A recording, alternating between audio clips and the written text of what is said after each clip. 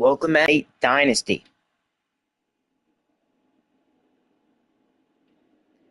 Welcome back.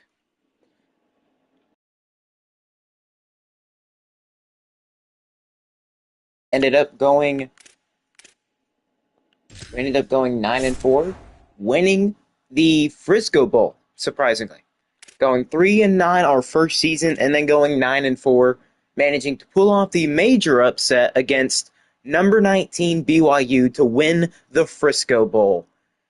Not many people expected it, but we got it done. So, with winning a bowl game, our first ever one in school history, we are trying to go after some big time players like Jalen Mason. For those that don't know, 88 speed, 89 throw power. He's like a bit faster, or he's actually a lot faster than maybe we redshirt Felix and then let Jalen Mason come in and play. Jalen could come in and, heck, maybe even be the starter, depending on how he and Felix develop. If Felix develops to be better than this, then oh well. But I'm hoping if we do manage to get Jalen Mason that he could be a lot more accurate. Because he's already got a good throw on the run. He's got good speed. It's not easy to teach that. His throw power is good enough. Now, Felix does have the advantage when it comes to that. No, excuse me. He has the advantage because he has 93 throw power, while Jalen only obviously has 89. But still, that's pretty good. And then a guy like Jamal Jordan, we don't really know what he is, but he's a speedster, so I'm expecting him to be fast. And I want to bring in some fast guys. And then you got Marshawn Evans. We haven't scouted him yet, but look at his height. 6'6" wide receiver. He could be a very, very good jump ball guy for us. And then the one guy I am very excited for that isn't a 4-star transfer or anything of the sort, Josh Harris. 6'2", 94 speed, with pretty good catching, at least for our team. And he's going to even be able to get better too. That 94 speed, 93 excel could be big if we can get him, which hopefully we do. We're putting all our hours into Josh Harris, Jalen Mason, of course. And we actually, thanks to going 9-4 and winning a bowl game, we're not only up to a 1-star school. Of course, we were a half-star, but we also had like 650 NIL points from completing goals, completing athletic director goals. We got 450 just from doing 450 just from completing those director goals. And you could tell we're trying to go out and spend it. Last year, we got like maybe a couple 3-stars. This year, we weren't really able to go after a 3-star at all because we just didn't have any NIL to spend on players during the regular season. But we did still manage to bring in some guys, some 2-stars who are, well, most of them are normal dev. But Byron Havili, we don't know exactly how fast he is. I'm hoping he's at least 90 or better, because if he is, that would be great. But he is an impact dev, so he's going to be coming in and starting off pretty good for us.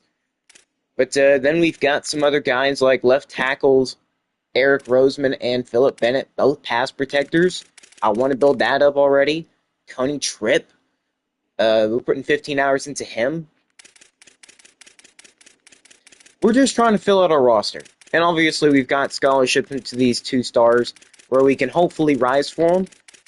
But for the most part, our main guys that we want to try to get is obviously Jalen Mason, Marshawn Evans. I'll go ahead and star them. Yeah, Jalen Mason, Marshawn Evans, and Josh Harris. Those are the main guys we have to get, or we've got to do everything we can to get. And we still have some NIL left over, so if we really want to try to recruit them, that'd be nice. But I don't think we're going to have any money to actually go and recruit people next year, which we'll do the same thing we did this time around.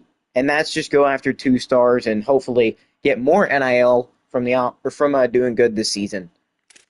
So, yeah, that's the end of week 1. Hopefully, we don't have a lot of people kick us off their boards.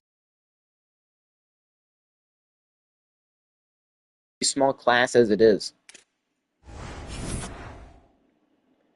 We're up to second on Mason, second on Josh, and on Trip, on the, was that Tyler Tripp? Or Tony Tripp, we are up to third. Okay. Okay. And I believe we do have 50 hours into both Jalen and Josh Harris.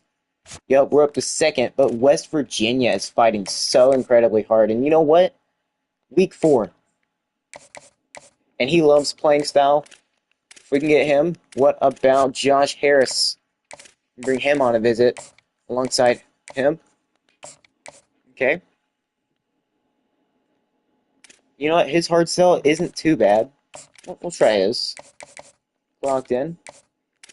We've actually got a ton of hours to spend, too. We're up to first and Marshawn Evans. I don't know if we're going to have to spend any more hours on him. I honestly don't think we will. Jamal Jordan, it looks like we're doing pretty decent for. But for Jalen Mason, his hard sell actually looks pretty good. He's just a gamer. I mean, I can't lie, I am too. Him and Coach Gumbo Shrimp should get along quite well. But if we have to, we'll just put a little bit more NIL money into their scholarships just so we can get them. Now, spending over 165 points or 165 NIL on just 2 quarterbacks alone when we could be spending it on other players probably isn't the best thing to do. Considering both of them aren't going to get to play. Only one of them will. Now, Jalen Mason's more concerned about playing style than playing time, which I'm okay with. But now we've got 115 hours. We've pretty much done everything we can for Josh Harris and Jalen Mason at this point. Still first on Bennett's. Roseman we can probably put 10 more into. I think we'll be fine for Phillip. What about these other guys? Triple up the third.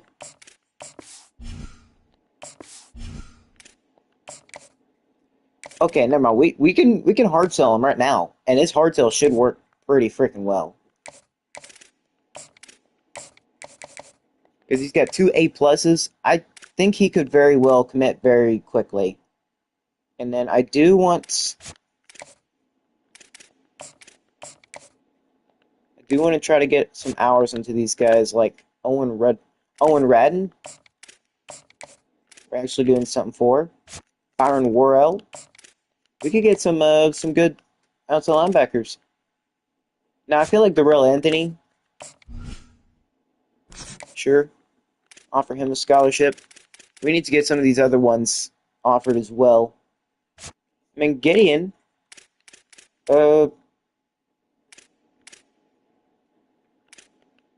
Well, I mean, offer him a scholarship. Hopefully that'll at least do something. Offer Benji Fowler. And these D tackles, I feel like if we just offer them, I want to say 5 or 10 hours should do the trick.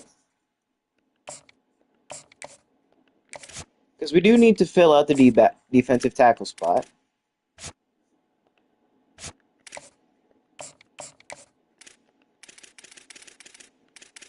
Alright, we have 2 people left on the board. Kai Spain, I don't think that's going to happen. Andre Foote, though, it might. Andre Foote could. I mean, Keenan Albury, him. I don't know about Tavares Braverman, but Keenan, we'll try. We will try.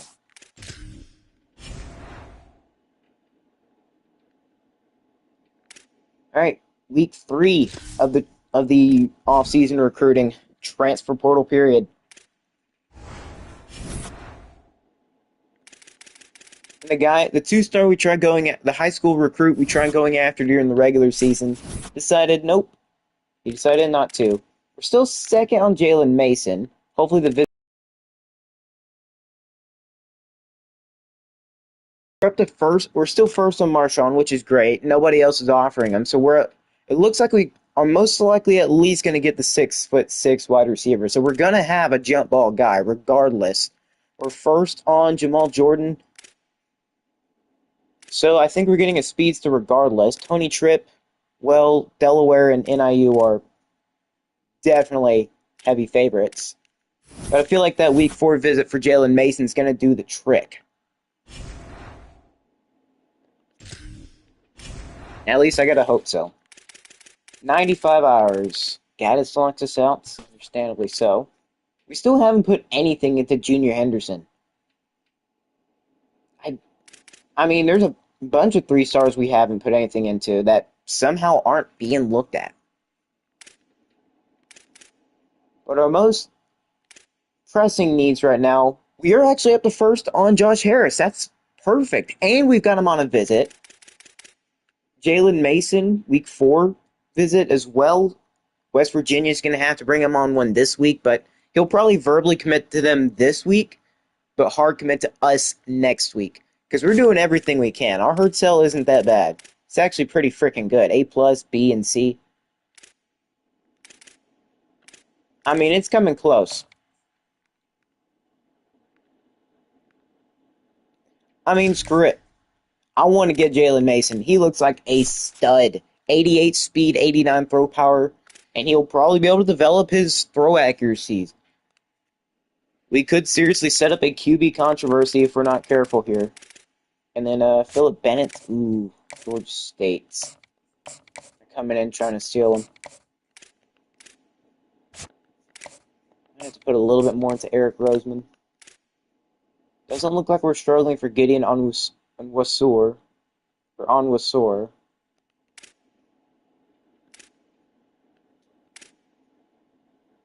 Ooh, Nate Kumar. We're up to second. You know what? I say let's put 40 into him. Because most of these guys right here probably won't need hours into him because we're already first on them. And nobody else, like literally nobody else is offering. So 40 should do the trick.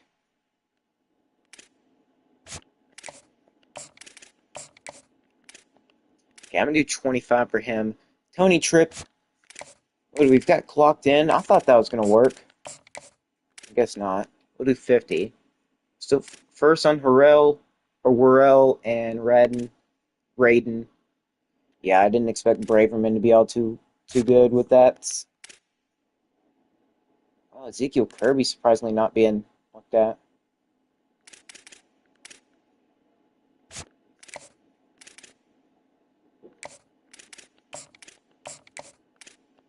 Alright. There's some people we probably need to put on a week 4 visit. We are more concerned about trying to get them, trying to get more hours into them. All right, let's see. How's it gonna be in week 4? Are we gonna have any verbal commits at the moment? No way.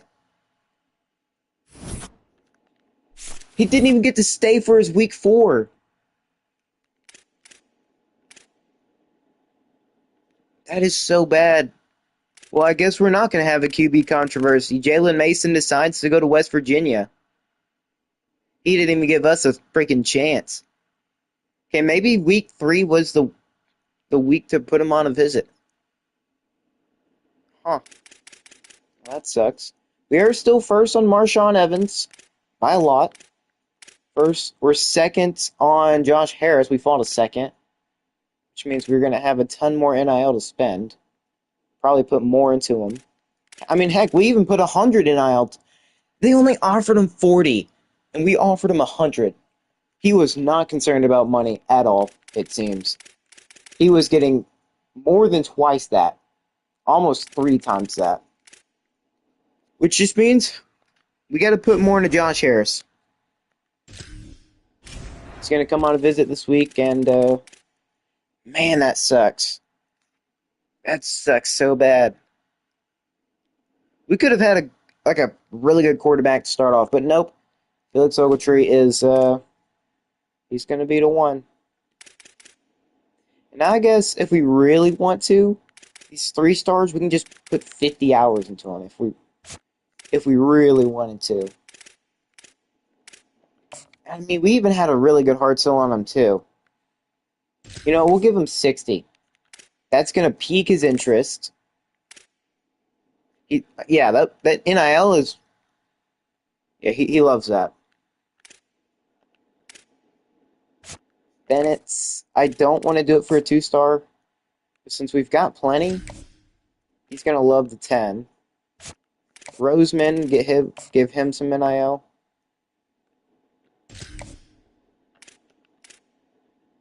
Unwasor's good. Benji Fowler, dang. Troy has come in and taken not a massive lead. I feel like if we put some hours into him, we could still get him. But you know, if Troy really wants him, they can have him. I mean, it's a 2 star. It's not like the biggest need.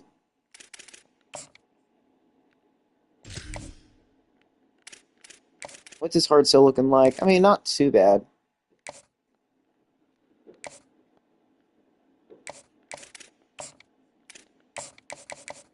The old classic, locked in. He should be fine. Well, we get locked out of Tony Tripp, which sucks. We still got Byron Worrell, Owen Raiden. Okay, Tavares. That's actually a pretty good hard sell. Pretty sure it's what, the clutch? Yeah. I want a good zone corner. Wait, what? We don't have. Oh, he's probably already got. Yeah, Southern Missouri. Dang. You know what? We'll make him a little happy. Something like that.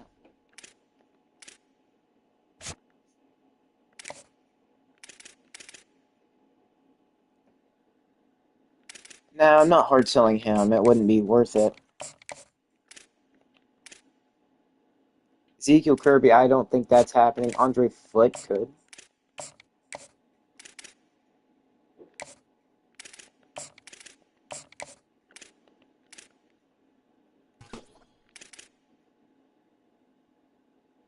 Well, actually, you know what? Screw it. Now, let's be honest with ourselves. We're not getting him. We're so far behind, and they've already got him week. We've got him on a. They've got him on a week 4 visit. That's just spelling disaster for us. No matter how, even if we had A+ deal breakers all across the board, brought him on or hard sold him on that, it still wouldn't be enough. Or at least I couldn't imagine it would be. Marshall Carrington, I mean, I could put hours into him, but I don't see it.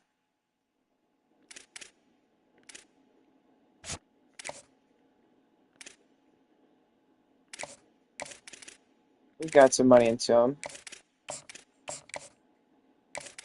You know, if it doesn't work for Nate, then it is what it is.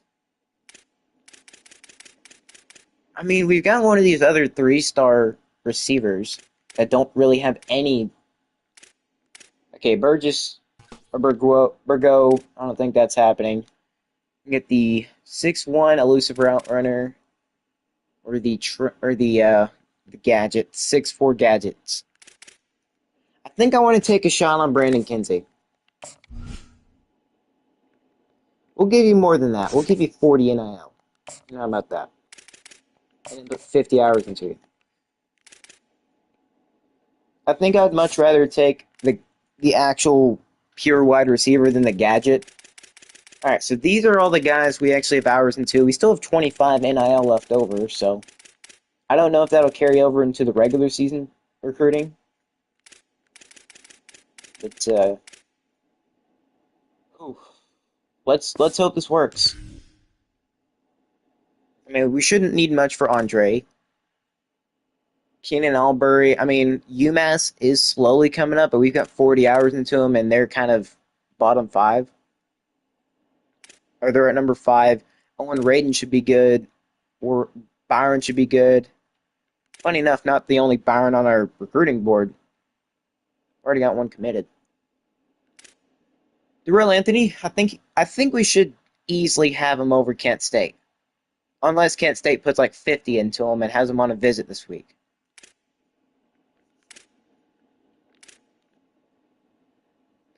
Rudiger, I don't think we have an issue there. The one I am worried about is Nate Kumar. I might put like, oh, I can only put 10. Okay, well, at least it limits me, because I would have put a lot more. Give him the max amount of NIL I can. Stevan Hardy, we should be able to get. I don't think anybody's going after Gideon. Who's not even trying to. Eric Roseman, it's going to be close. I'll leave 5 more for him. Okay, what is his hard sell exactly? I mean, we could fix that hard sell real quick.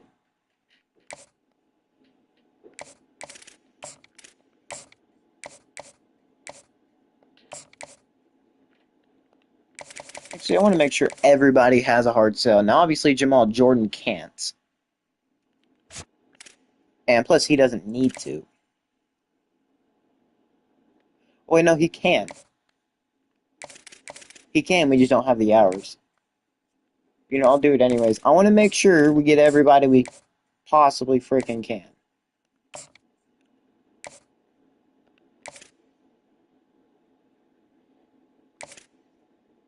Marshawn Evans.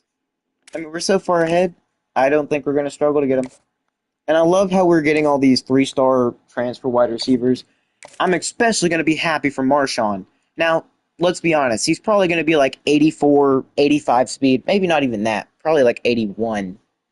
But that being 6'6" still gives him a height advantage that most people do not have.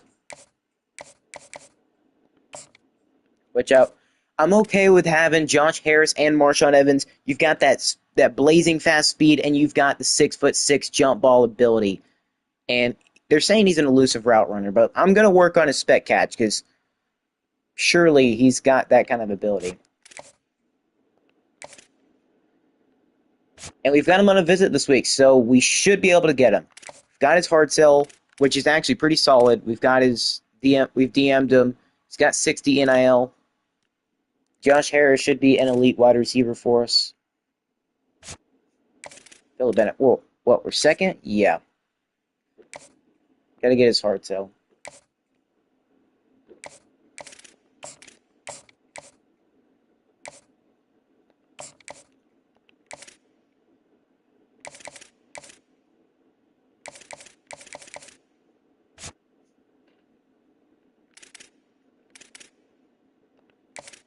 Okay, that's everybody we possibly can. I better see Josh Harris, that 6'6" wide receiver Marshawn Evans. I better see a bunch of players just in general. But Josh Harris is the first one I want to see. Jamal Jordan, okay, we at least get 1 3-star. Brandon Kinsey. We do get that other 3-star wide receiver. We get the 6'6" guy. Now here's the moment of truth. Let's go! We get the 94 speed wide receiver and the 6'6", and we actually get like 2 other 3-star wide receivers. This receiving core should be really good. That was like the main thing I was worried about. I wanted better wide receivers because we have just had a lack of that because we sucked at catching and just route running in general. Felix would have to scramble by himself.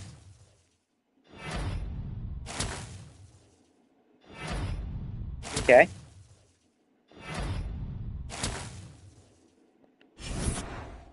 Who all did we not get? We didn't get Nate Kumar as expected. But it's not a bad class. It's actually a pretty solid one. We don't get Nate Kumar, the 2-star D tackle. And we don't get 2 left tackles, which I don't think we got a single one. Oh, wait, no, we got Gideon Onwusar. Yeah, we got him, but we didn't get Philip. We got the one guy that wasn't a pass protector. And of course, we lose him to a conference foe, Eric Roseman. Lose him to Eastern Michigan, but it's okay. I definitely think this offense is going to be pretty solid now that we've got some actual wide receivers. No more just having Jason Moses. But we somehow managed to get Brandon Kinsey. Nobody was offering him. He was being completely avoided. Imagine if he's actually pretty good. Bennett was normal, and Eric Roseman was normal. So we didn't miss much on him.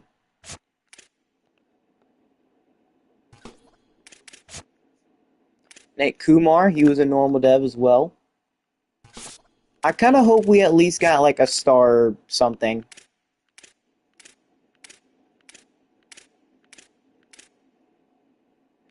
He's only a normal. But Marshawn Evans is an impact. That's what I'm talking about. Jamal Jordan's an impact. So I think we only got like, what, 3 impacts? It's 1, 2, 3. Yeah, we only got 3 impact devs out of 17 people. Let's see, how do we do in the MAC? Well, we had the third best class, only spending 175 NIL. Miami of Ohio signed 6 3-stars, and Buffalo signed 5. Okay, I mean, they signed 21, 23, and we signed 17, so at least we weren't the worst. But man, Eastern Michigan went out and spent the bag just to get some of these guys. But I mean, that's not the worst class. I mean, we got some decent talent at wide receiver, like 94 speed, 6'2", I believe, and then also a 6'6" wide receiver. We've got a jump ball guy and we've got a speed ball guy. But we didn't get the quarterback we wanted, and of course, James Bunting's a 49 overall. Yikes. Well, I mean, we've got to rely on Felix this year. There is no Isaiah Scruggs to come in and be the backup. There is no Carson Conklin. Obviously, he left.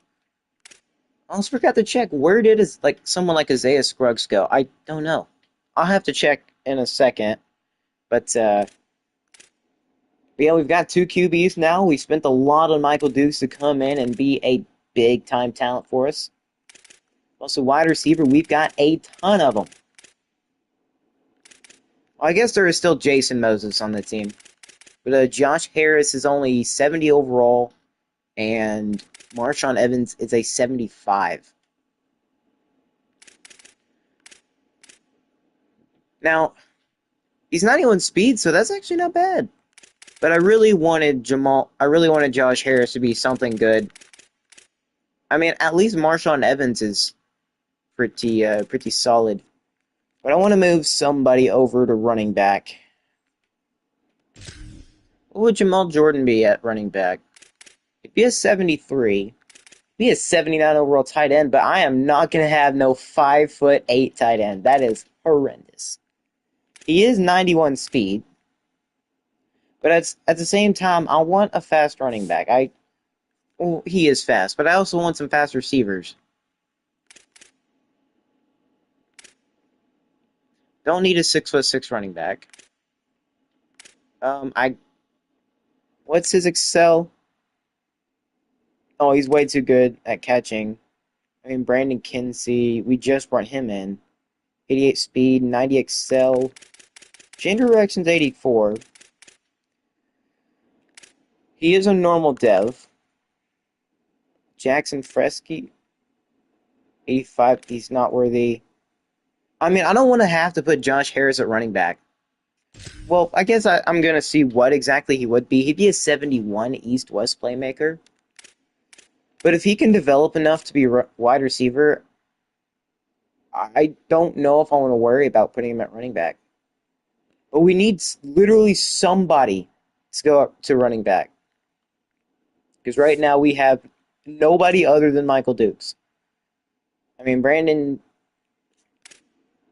he's got some pretty decent speed.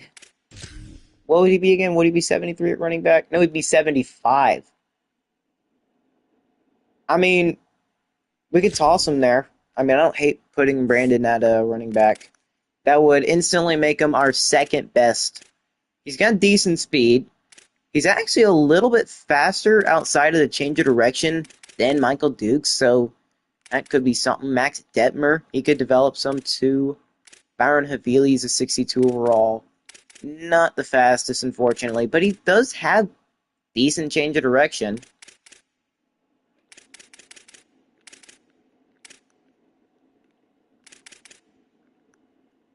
Just imagine if we would have gotten Jalen Moses. Speaking of which, I guess I'm gonna go look and see what exactly he was looking like. Because if we try to go after him again, if he does transfer,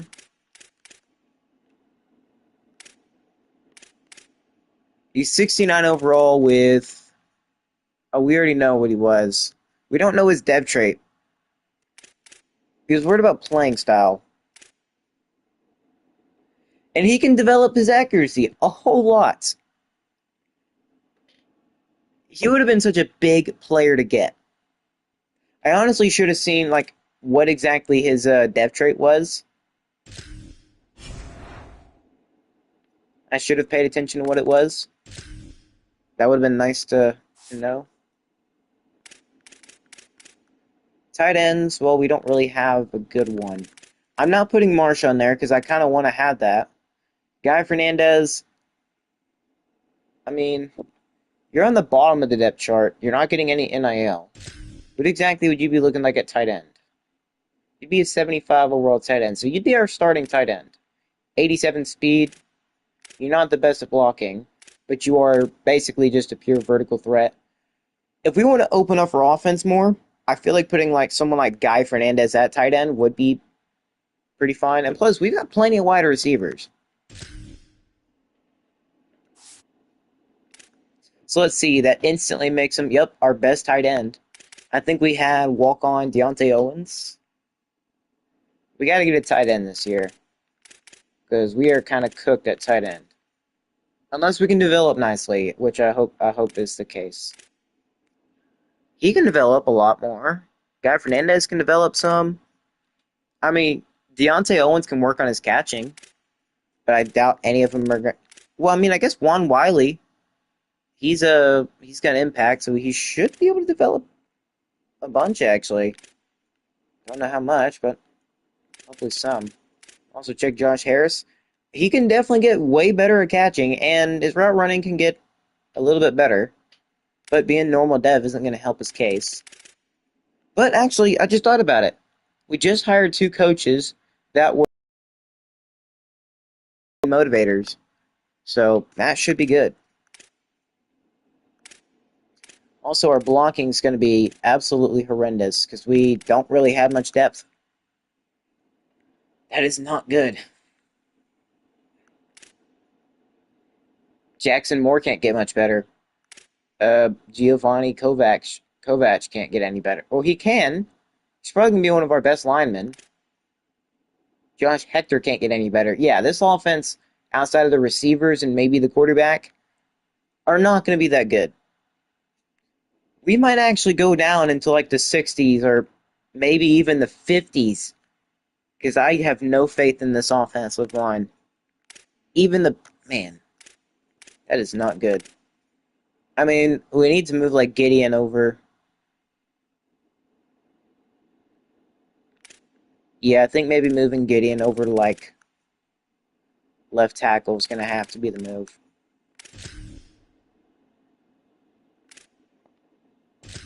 I think he's already our best lineman. Well, never mind, because it wanted me to move Josiah Vines over here. Okay, I guess so. That sucks. What about the defense, though?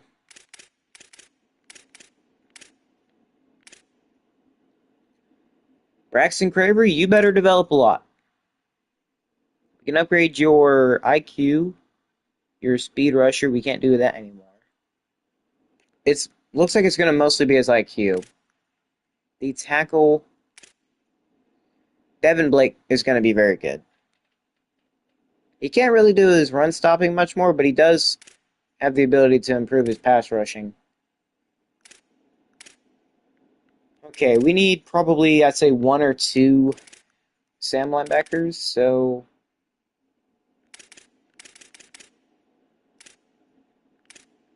Ooh, Jaya Walls. You know what? I'm putting Jaya over there. He could be a very deep... He could be a very solid outside linebacker. And Owen Raiden doesn't look like he's going to be able to develop much, unfortunately. I'm just going to put him at Sam. He's just going to be a backup. But we've got some decent wills. I feel like Jai Walls will most certainly become the starter, because look how much he can develop. He can develop so freaking much. And then Lester Travis here as well, he can improve his pass coverage a lot. I feel like the defense will be the main focal point this year.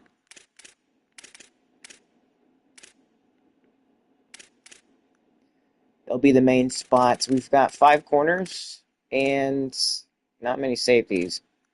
We just don't have depth on the team right now. And then Nate Warlow, what exactly is he good at? Running back, he'd be a 62. 84 speed. He's 5'10". He's not quite. Oh, crap. He's not my kind of running back. He really isn't. He can't be a corner. He can't be a safety.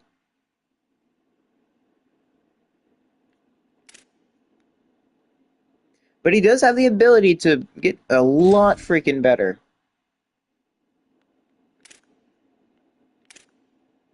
Yeah, both our kicker and our punter graduated. We definitely got heavily depleted. Cannot lie, we got depleted big time. But now onto my favorite parts. Let me actually maybe go work on. Costs 50 to unlock that.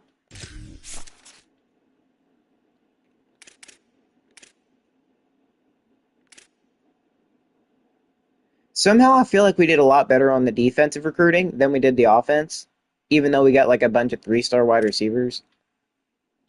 You know, we need a lot more interest from like those top tier DBs, or at least 3-star.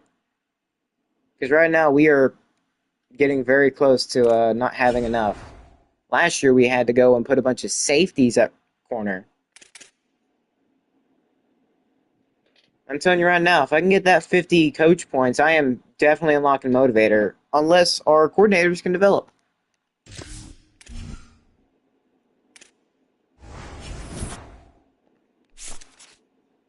Alright, here goes nothing.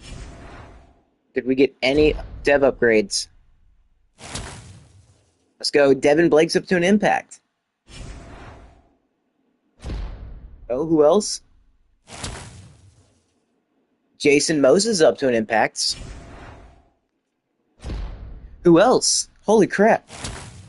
Reese is up to an impact. Okay, we're getting a lot of impact dev players. Another?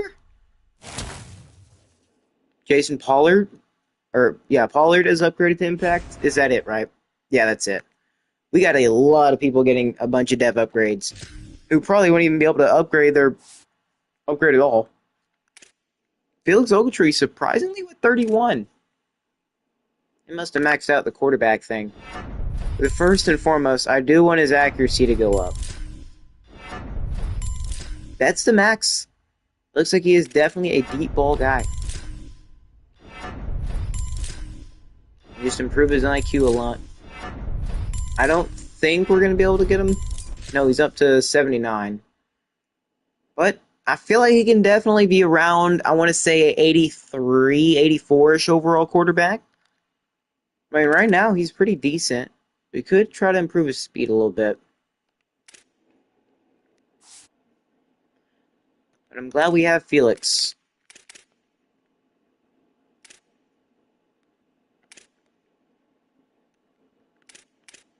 Let's see. I mean, obvious. Well, actually, okay, we don't have enough to upgrade his points. We don't have enough to upgrade his speed because that's going to cost a lot. I guess we'll just do awareness. He's our first 80 overall on the team. At least since year 1, I'm pretty sure.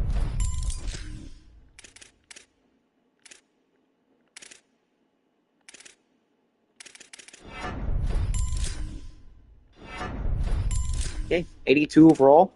We've now got a pure 80 overall player. I'm just hoping we can develop all these guys up to the 80 point threshold.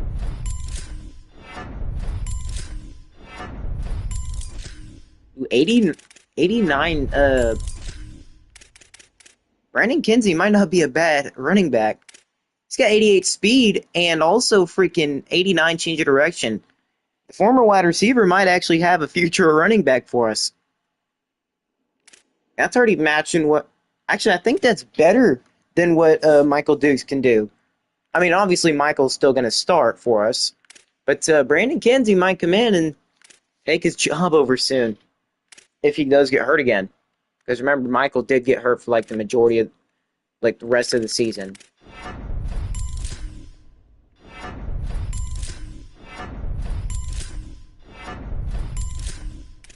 I also don't want him fumbling.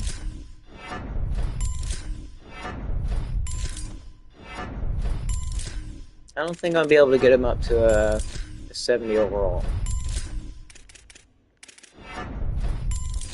Well, 66 ain't the worst. I feel like we're still going to be around 70 overall. I might have overestimated or underestimated it. God dang, Josh Harris.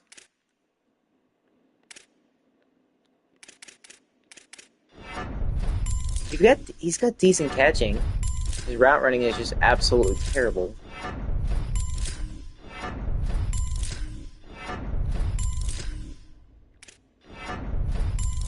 He's a 78. He's got really good catching and really good speed. His route running is, well, that's not actually bad. Probably about what our receivers from last year were. He's actually up to third string wide receiver at the moment.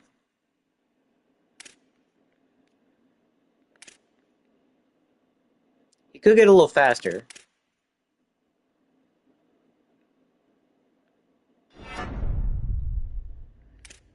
It really sucks we can't have like a cap breaker for him with like the hands or the route running until we actually upgrade something. So you know what? Let's just upgrade his speed and have it go up by like 1. Max out his speed. He's got 92 excel, 91 speed. Route running and catching aren't the best. His catching's actually not that bad. He's got 96 change of direction, so he should be blazing fast.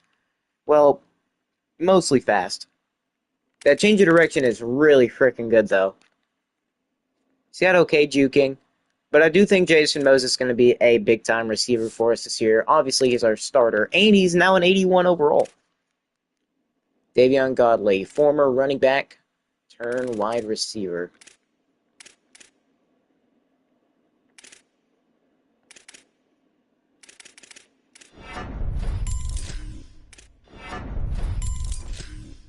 There wasn't really much we could upgrade, but he is an 80 overall.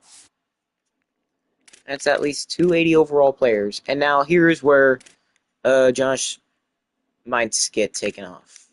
Jamal Jordan, well, maybe not. Jamal just cannot upgrade anything. I didn't realize Jamal reached his peak a long time ago.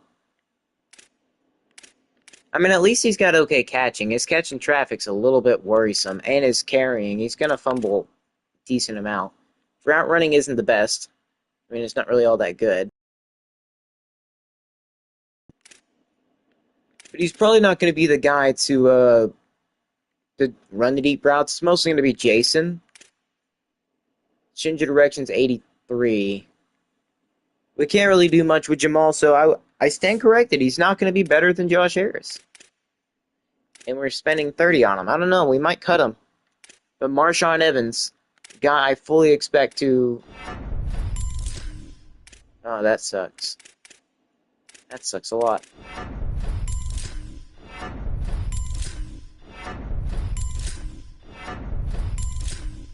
No way. He's even better. He's got 96 change of direction. His catching is a little worrisome. I don't know why it's not showing his spec catch. Is that just his archetype? I don't know. But he should have pretty decent spec catch. He's not the fastest, but he's still 88 speed, 6'6". He's going to be a jump ball beast, even if he doesn't catch them all. And he's already our best wide receiver. Unfortunately, I don't want Josh Harris to be worrying about pro potential, buddy. We've got so many wide receivers. Why are you worried about pro potential now? I don't know how we managed to get him, but we did. Desmond Hardy. I mean, at least he can develop his stuff a lot. He's got 99 spec catch. But that's not the thing I'm most concerned with right now. I want your route running to go up. Short route running is still the question, but he's a spec catch menace. He's going to have to go up and Uh, well, I guess he is 6'5", so if we have to have him go up and get a jump ball, it's completely understandable. And I feel like Jamal Jordan will probably be one of our return men, if not our main return man. Definitely not how I expected the training period to go, but I mean, can't be upset.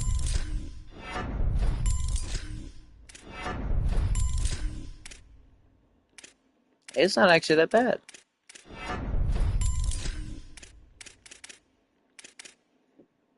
Now his change of direction isn't the best, and his speed isn't, but he's got pretty solid route running and pretty good catching. He's a good bench player, but at least we have only 70 or 80 overall wide receivers, which is great. I still think this offense will struggle to be 70 overall. I mean, we've got almost an 80. Actually, I think Felix is an 80. I don't remember. I have to go back and look at it in just a second.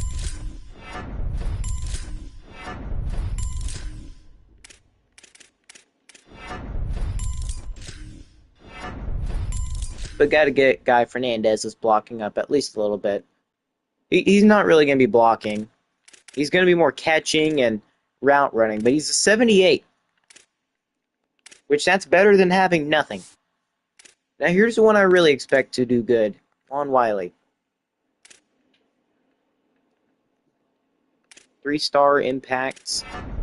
Obviously the catching, we need that. What is he? He's a physical route runner.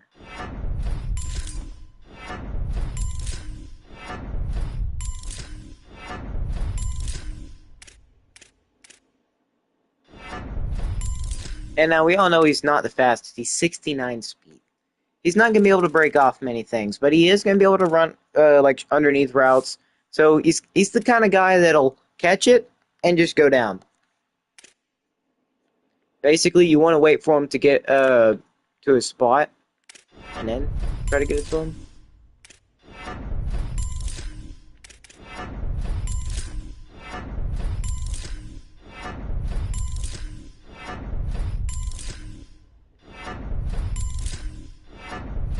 I don't think Deontay Owens. He's not a. Oh, he's a vertical threat, all right.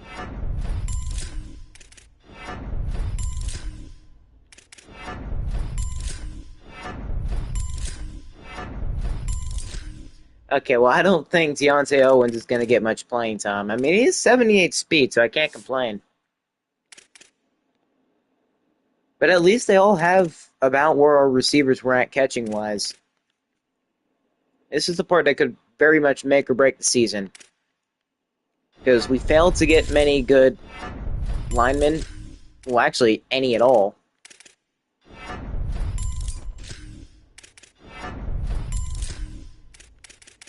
Well, I guess we technically got one lineman in the entire recruiting class, which means we're going to have to go after it pretty heavy in this one.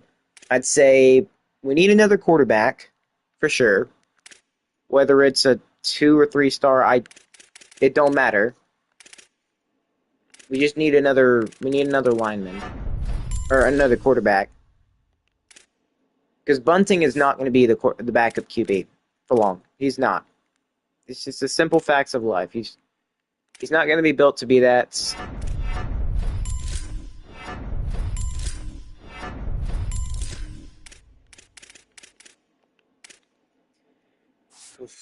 So yeah, we need a good backup quarterback in case Felix Ogletree gets hurt. So we no longer have guys like Isaiah Scruggs.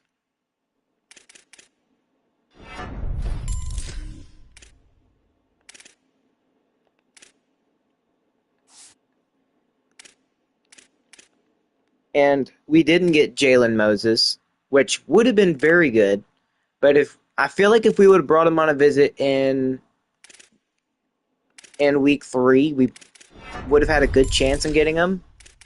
I think we just waited a little bit too long to do that.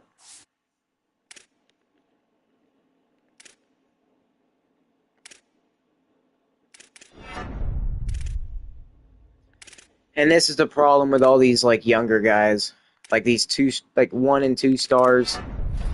They don't develop much, and it's so bad. 'Cause we have 60 overall starters at linemen. Now Gideon Onwuasor, he can develop his pass blocking, which is the main thing I want to know, or yeah, that I always want to see. He might not have been a pass blocker to start off, but he is at least going to be pretty good at pass blocking, and at least get him some bit of run blocking. All right, 71 overall from Gideon Onwuasor. We've at least got two solid, or actually not just two, we've got like two or three solid offensive linemen. Cam Jones. Wait, he's a star? When the frick did that happen? I had no clue Cam Jones got up to a start ev. And of course, there's absolutely nothing we can do about it.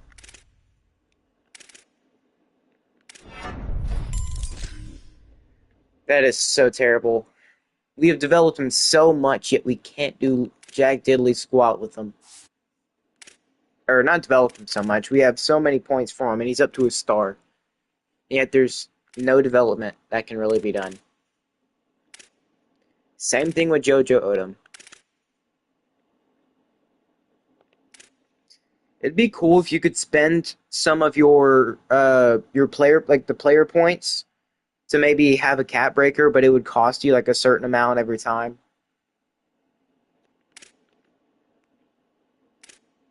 I feel like that'd be definitely it'd be a good addition.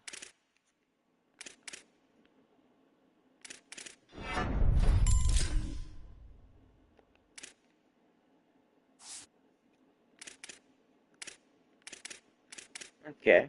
Braxton Craver, we spent so much NIL on you. I better be seeing a bunch of developments. We know power moves wasn't really going to help him.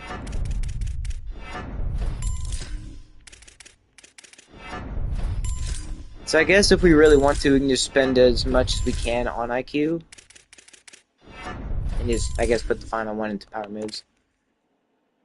We want to make him not be, like, easily fooled by, like, the read options and RPOs and stuff. And actually recognize where the run's going to be. Now, Shat Creek.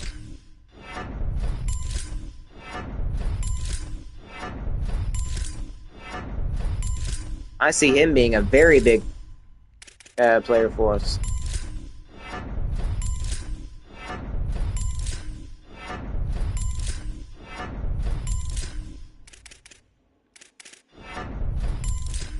He's up to a 78 overall, and what is he? He's a redshirt freshman. That is sick. He's only getting 10 NIL, which I can expect that to go up a whole lot more. He's also 86 speed. Man, he is going to be a barn burner when it comes to the edge. If he can just maybe improve his finesse rush and his run stopping a little bit more, or I'm sorry, his block shedding, he is going to be so hard to stop. Speaking of run stopping, we got an edge setter here. Just got to get his block shedding up so much. It doesn't matter if he's got finesse moves or not. He's got 90 block shedding. It's going to be hard to block him. At least against these, like, lower tier teams.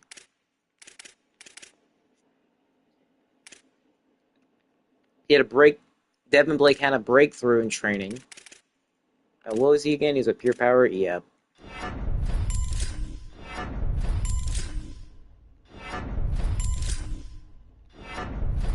Let's max this out. We do need to work on his awareness and play rec.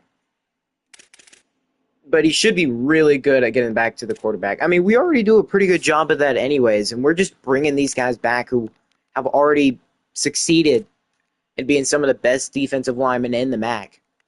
Now, I think we've yet to have a 10-plus sack guy. Or we might have. I don't remember.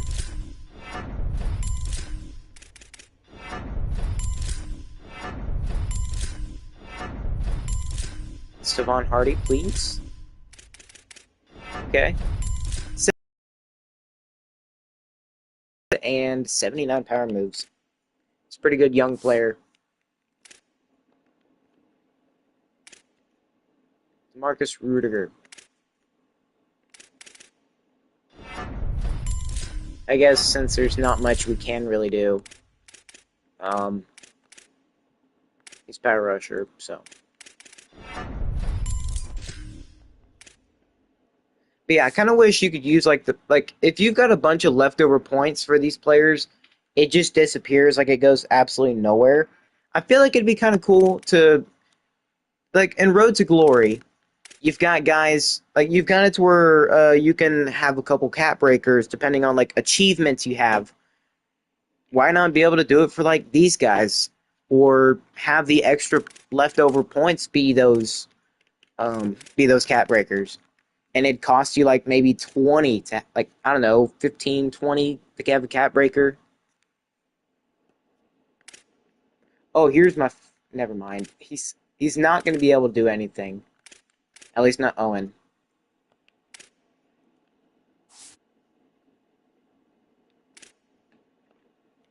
But oh wait, I think Jaya was. He's got the ability to improve his pass coverage so freaking much.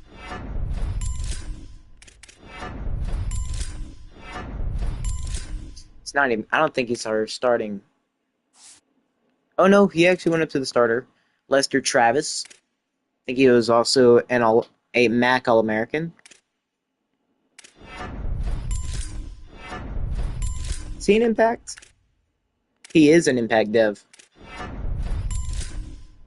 He's also got some pretty good speed as well.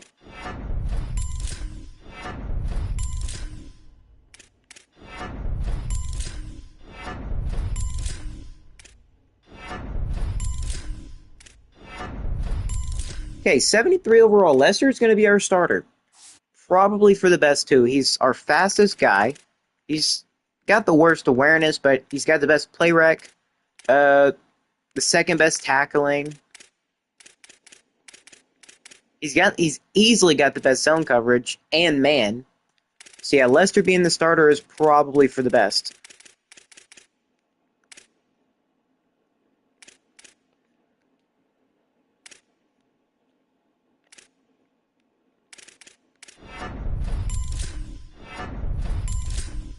And considering we try to run so much man, I want to just have some really good zone coverage and IQ.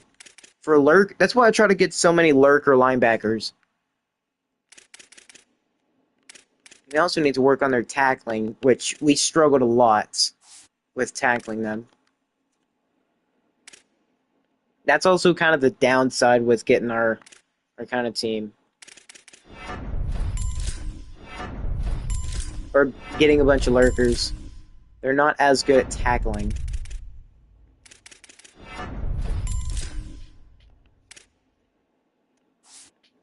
But this is all a good starting point. They've all got like 80 plus zone coverage. Which means I shouldn't have to control every single one of them to hopefully get a pick or some kind of turnover.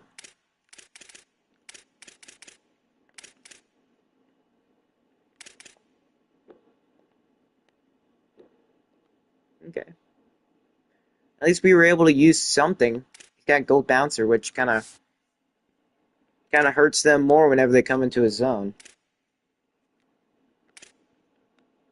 Here we go. That's what I'm talking about.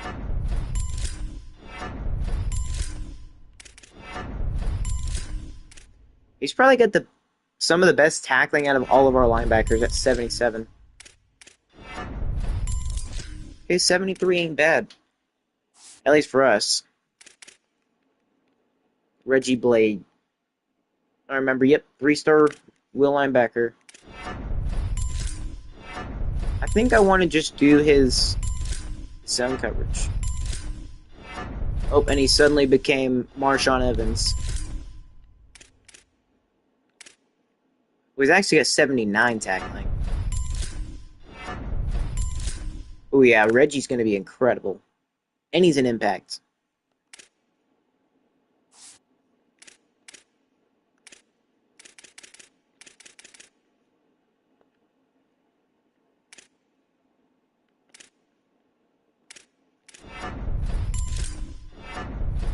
I mean, we do run some man every now and then. We also got to start working on their tackling because we struggled with that so bad.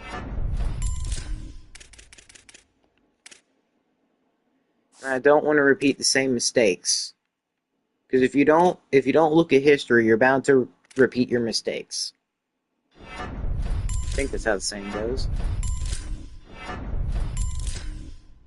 It's got really good change of direction.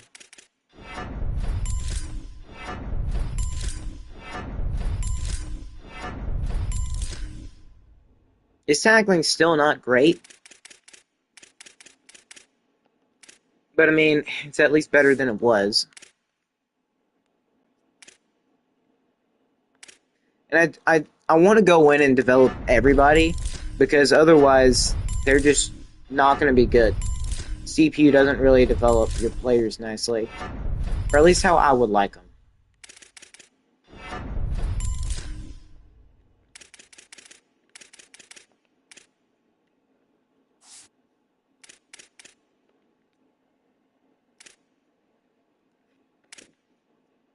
But don't worry, there's not too much more development. I just wanted to do this a little bit.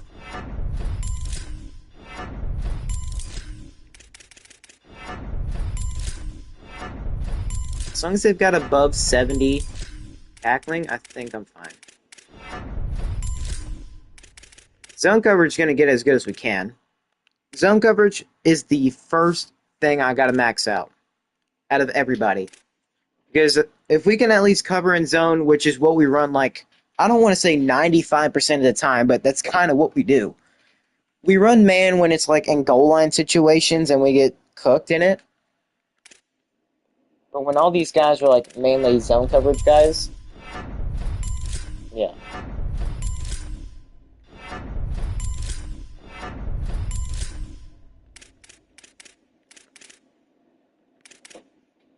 Ooh, I like that. Kirk Cousins style.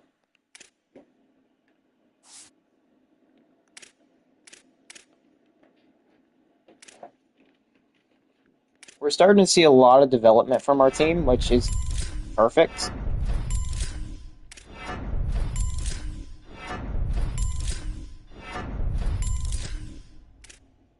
He's got good zone coverage, pretty decent man, and his IQ is getting a little bit better.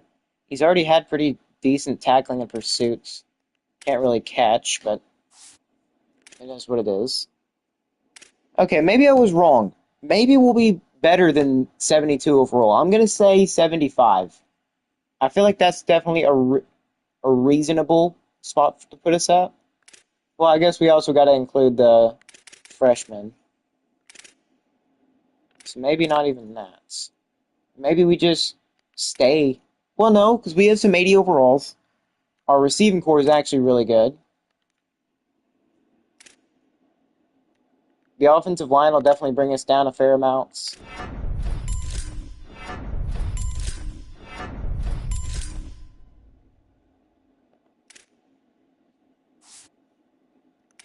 And then obviously our kicker and punter graduated. But this ain't a bad team. We've got 480 overalls. You know, yeah, I'm going to say like 73, 74 overall. Somewhere around that. We're probably definitely like overpaying Michael Dukes. Considering the fact that he was injured like the majority of the entire season last year. Or like half the season. We've got some decent players. Oh yeah, Felix Ogletree's 79. Okay.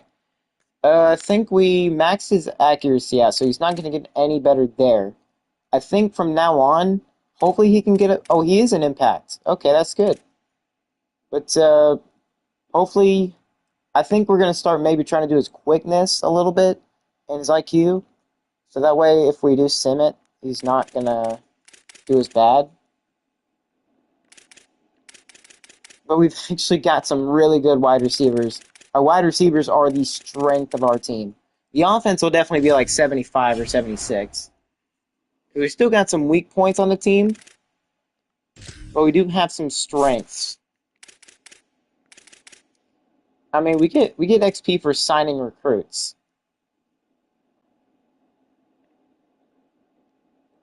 I mean, I could save it. Nah, broke money don't make money. So we got to... Let's see, that would just leave us with 15. Which would mean, I guess, the next time we get point speed upgrade. Or we could just go ahead and max out the DB tree. So that way we can get better DBs in the transfer portal. Or at least they'd have more interest. That way we don't have to spend hundreds upon hundreds just on them. I mean, sure, why not? That way we've got another position we don't have to worry about as much. And also, yeah, we only have 5 on the roster right now. There's not much depth at all. Plus the safeties as well.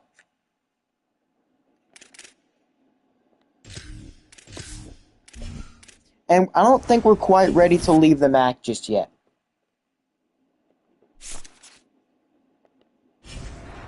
We're not quite ready to leave the MAC.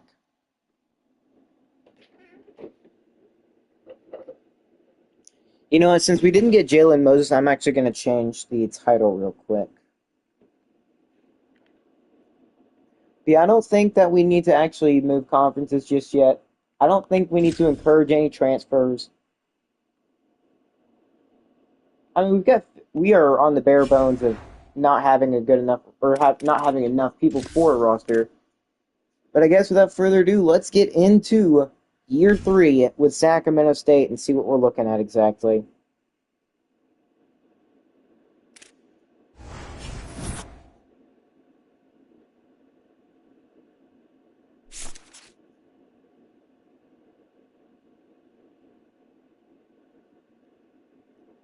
All right, what are we looking like? We're actually a 74 roll, so I was actually correct. Okay, it's not bad.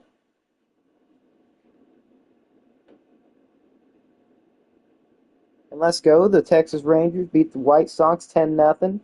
I'm pretty sure the Rangers are in playoff contention right now. I think they lead over the Astros by like three or four games, I think. I could be wrong on that. But yeah, I am a Rangers fan, for those that don't know.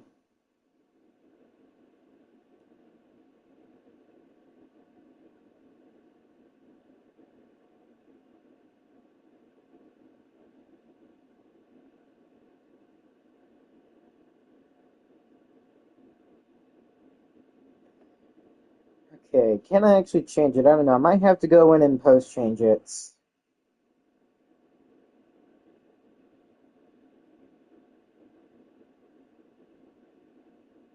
Yeah, maybe not. Well, actually, I think I... Oh, never mind. I'll just have to wait until after I get the video done. For now, it's going to be QB controversy, because I was honestly fully expecting to get... I was like completely expecting to get Jalen Moses, which would have definitely put up a QB conversation about who should be the starter. But 74 overall ain't bad, and also the defense has definitely improved. We won a bowl game last year. What exactly is our new... Well, I wonder if it's just going to stay the same or not. Also, I think I have... Yeah, I have this stuff on auto. Facilities, we definitely need to upgrade them because we don't get much development.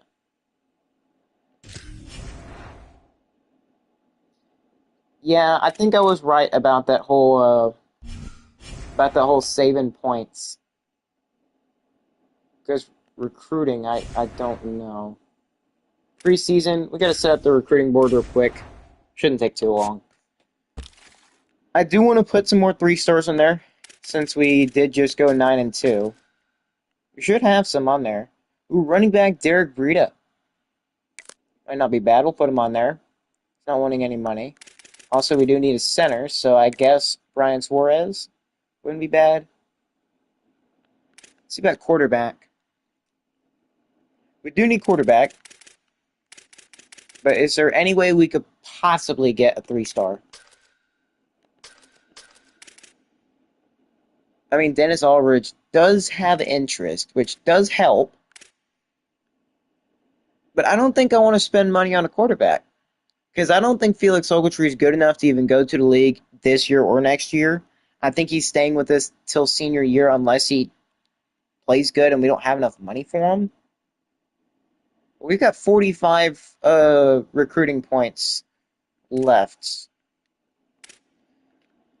I don't think we need to go after a big time quarterback. I don't think we need to. I think we'll just stick with the 2-star for now because we do have Bunting there. But we do need to get some quarterbacks. Darren Nagy, I'll put on there. I mean, we are first on Ramsey. I'll check to see what he's looking like.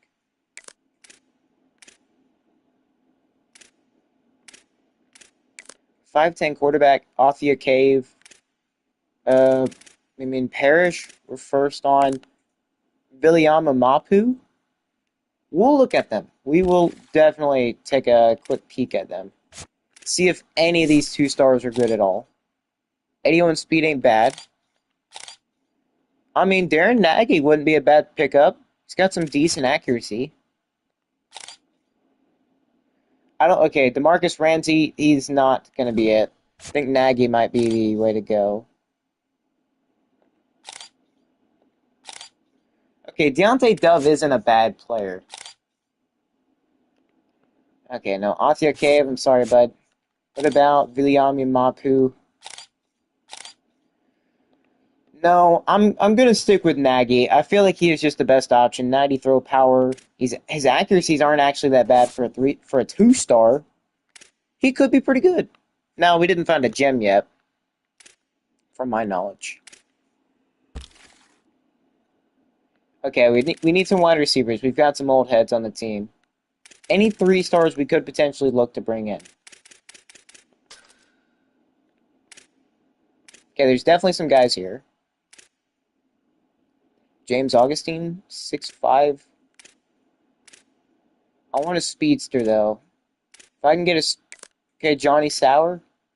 Wouldn't be bad. I mean, 6'2" route run from Eric Biggs.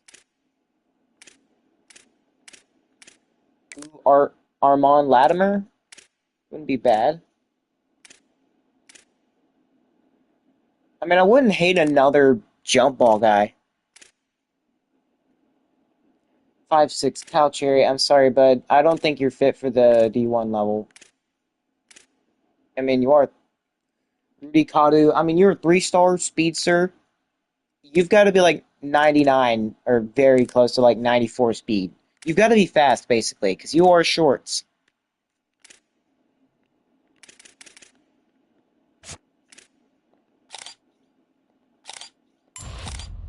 And, of course, Sauer is a bust.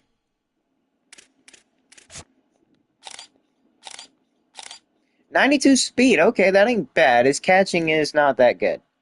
His route running, eh. 92, and you're a bust. Rudy, I didn't expect you to be good. Ooh, that is so worrisome. His catching's okay, but... Oh, we just found some slow guys. I mean, I'll keep Armand on there. He's not got the best catching, but he's probably not even going to get started immediately. I just want to bring guys in that have 90-plus speed. Unless you've got good route running and good catching off the rip, I'll keep Eric Biggs on there. He's not too slow. But we need some good wide receivers. I kind of wish you could sort by, like, archetype. I feel like that'd be pretty cool.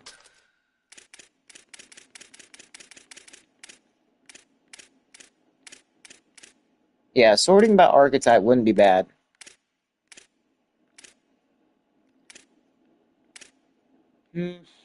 I mean, something about Jabari Ibarra kind of talks to me a little bit.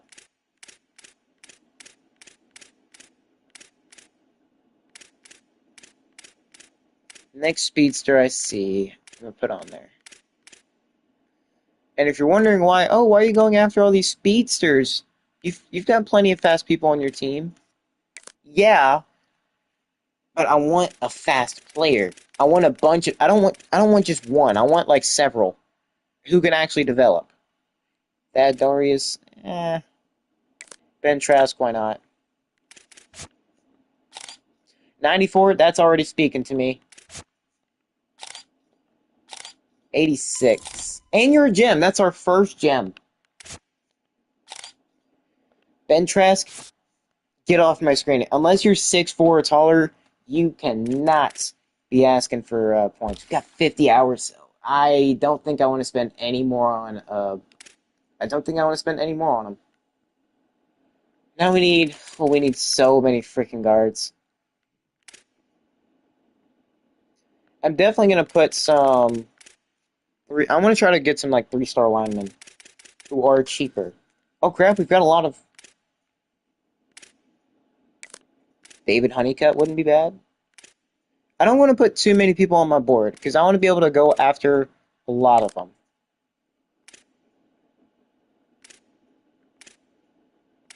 And also, I want to be able to utilize the amount of. Well, I guess if they're agile, they're not going to be too bad. I don't want to take JT Takeoff because he's going to be a senior by the time he comes to our team. And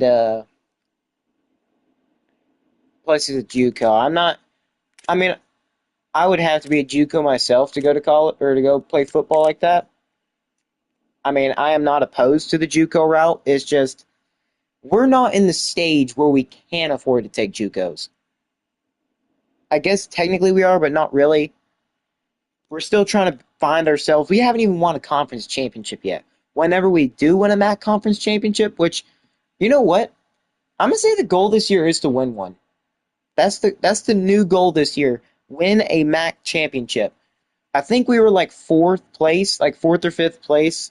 Actually, I think we were yeah, we were fourth place in the conference last year. We finished fourth place. So it should very much be possible.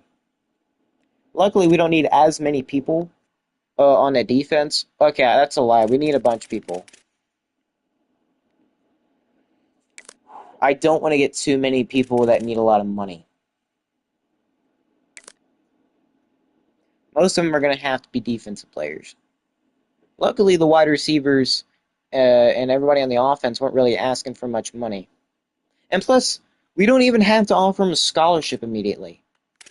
Literally, all we have to do is just go after some just go after some guys that maybe aren't being looked at as much.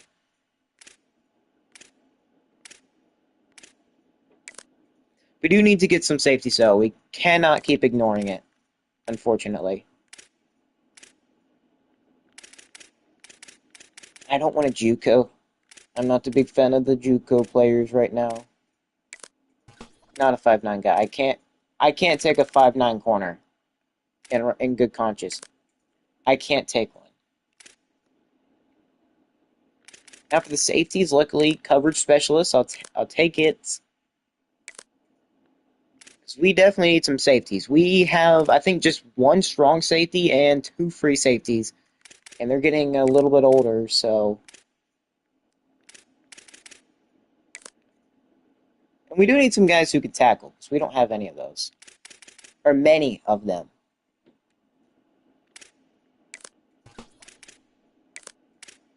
And plus, the younger the better.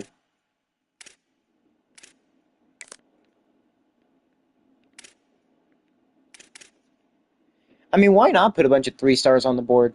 We aren't going to get them all, but at least we'd be moving forward. Because we've got the money right now to at least. Okay, why the JUCOs want to be like that? You know, I mean, I can't say I hate pure powers all that bad. I mean, gap specialists I do hate because the really only thing that you could really make better, I want to say, is like the run stopping, which would be the block shedding and stuff like that. Which I already do that anyways. I already upgrade that. Let's put a mic on here.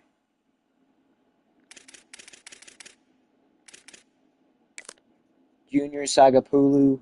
Okay, I will take it. I will take it. I mean, I'm actually surprised we got this many people on here. Because there's a lot of people with 0 that we could definitely work with. You know, I'm not putting another tackle on there. Well, I guess I'm gonna put one of these random wide receivers on here. I mean, George Priester. I don't think I've scouted you.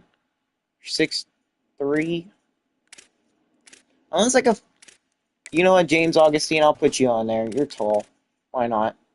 And I need to put another quarterback on there.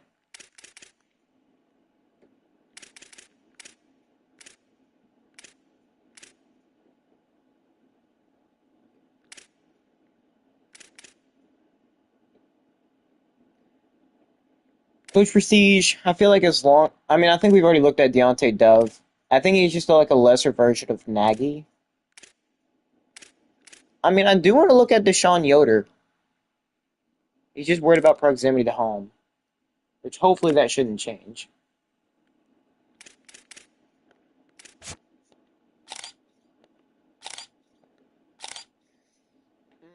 That is not good. He's not even faster than, well, he is faster than Nagy, but I feel like Nagy is definitely the one we're going to get. We're going to try to. If we don't get a quarterback here, we're going to try in the transfer portal. But I feel like for now, that's really all I care to put on our board. Excel check Derek Brita. You've got to be kidding me. He's only 82 speed. He's an elusive bruiser for a reason, I guess. His change of direction probably going to be about 84. But this is what we're looking at right now. I mean, I think we did manage to get a guy with 94 speed. And I think it was Jabari Ybarra. And notice how I said I had a good feeling about him. 6'3" athlete. Maybe we just got to go after the tall athlete wide receivers, because it seems we've got some luck there. 6'3", 94 speed. I can imagine he's not going to have the best catching, but he's going to have some pretty decent, not just pretty decent, he's going to have really good speed. He's probably going to be, I want to say about 65 overall to start off, but I feel like Jabari Ybarra, teaming him up with a guy like Josh Harris, Felix Ogletree, that's going to be great. But we do need to find our next good quarterback. I mean, Darren Nagy, he could be that guy. He's already coming out with good accuracy, great throw power, decent speed. He's essentially another Felix Ogletree. Like, a little bit worse of an arm, and maybe not as accurate out the gate. But I do definitely think we can get him, and he's only worried about coach prestige, so it's not like it's the worst thing in the world. We've got a lot of 3 stars on our board. Let's actually check out the schedule. What are we looking like right now? Because let's see, what time is it? It's 10:19 at the moment. You know what? I'm going to keep an FCS school on there. I don't know about playing a big-time school like Tennessee. I just don't. And we're a 74 overall. We could test ourselves against a military school. Ooh, actually, I mean, Colorado's not as good as you may think. We're almost as good as Boise State. BYU could be wanting to get their revenge, but I don't know if I want to play them. Georgia, we're not playing against. That is far-fetched. We're not too much worse than Iowa. Iowa likes to run it. Well, it says they run pro style, but they typically got a good defense. LSU's a no. I mean, we're literally the same overall as Memphis. I mean, Minnesota wouldn't be bad. We could put Minnesota on there with the hope that they'll be good this year. You know what? Yeah, I got to play that Minnesota game. I've got to. But definitely keep FCS Northwest on there. Um, I don't hate putting North Texas on there. And Tulane. What exactly is Tulane looking like overall wise? They're 70. Okay. You know what? I'll keep them on there. 73 overall. That's a winnable game. These should all be winnable games, by the way. But I guess the moment of truth, let's see how we are compared to our conference. Heisman Watch, what are we looking like? Typical people, you got Keelan Russell, French, Watkins Jr., and Davidson. All from typical schools. Alright, how is the MAC looking? Are we the number one team in the MAC right now, overall wise? Right now, Bowling Green's a 71. Eastern Michigan's a 71. Yeah. There's only two teams that really should compete with us. Ball State dropped off tragically to 58 overall. So yeah, I think right now we're pretty much the favorite to win the conference.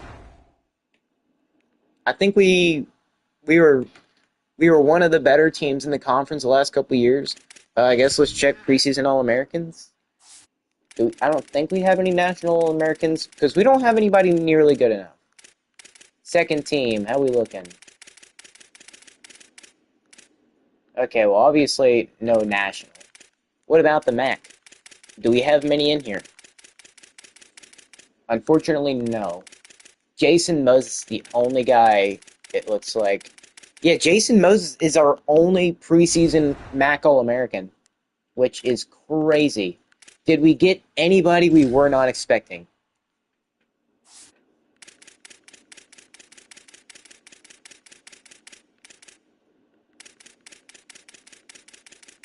I don't think we did. Lavio Nixon, I can't imagine. Yeah, that's not it. Okay. You just couldn't agree anything.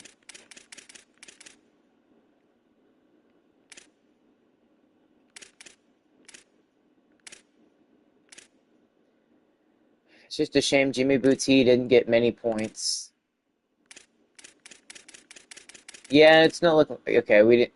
Gosh dang, yeah, Bunting was 49.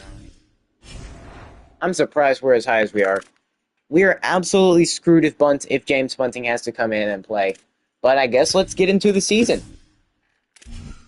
Also, before we get started, because I got to the bathroom real quick. But just a quick hydration break. Drink of the night for me is Gatorade. Like I said, quick hydration break as usual. Get a drink. Don't let your mouth get dry. Don't want to be dehydrated. Got to stay hydrated at night, you know. All right, I'll be back.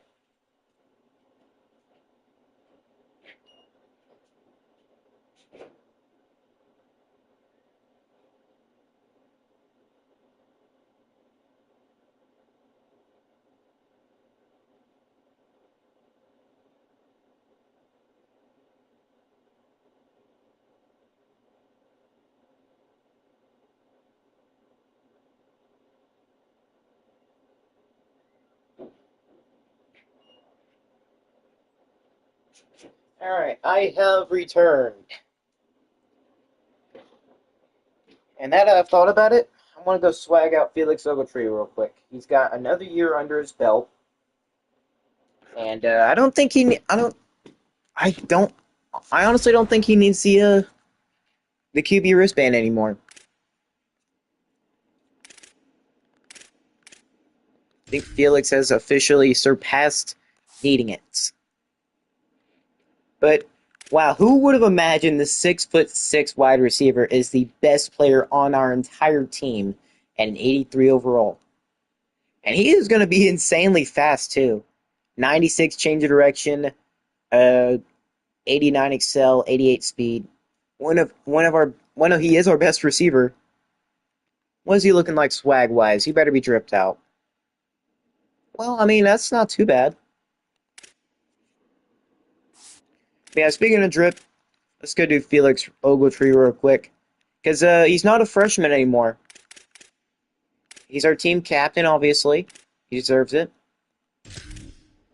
Also, for him, I think we need to try to get him down to just 10 interceptions at the least.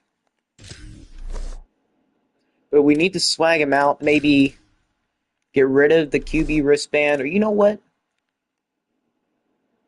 He doesn't need those anymore. What he can get rid of is that QB wristband. There's absolutely no need for it anymore. He has surpassed it, no longer needs it, and now he can live out his best dreams being dripped out.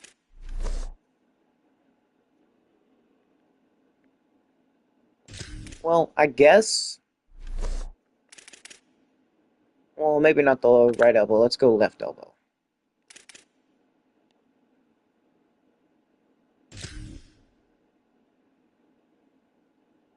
I don't hate that. Or actually, let's see. What's like that? Like half? Or no, like three-fourths sleeve? Yeah, here it is. I mean, he doesn't look too bad with it. I mean, obviously, that I'd take off the wristband and, what, screw it.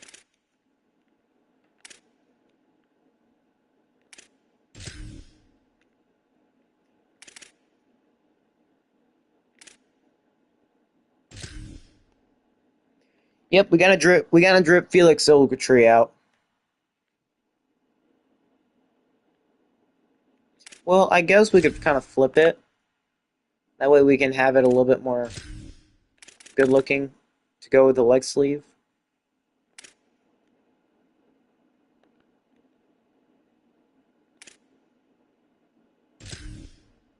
There we go. That way we can at least have it correlate with the leg sleeve. Let's see. Do I want to give him? No, I mean that don't look. I mean, no. I don't. I think I'm just fine with having him have the tuck sleeves. Yeah, I think the tuck sleeves are the best. I mean, the jerseys. I'm gonna say the like the shoulder pad jerseys. They actually look a lot better now. With like, I think they just maybe redesigned them, and then they also obviously they redid the helmet tilt, which definitely helps out a lot.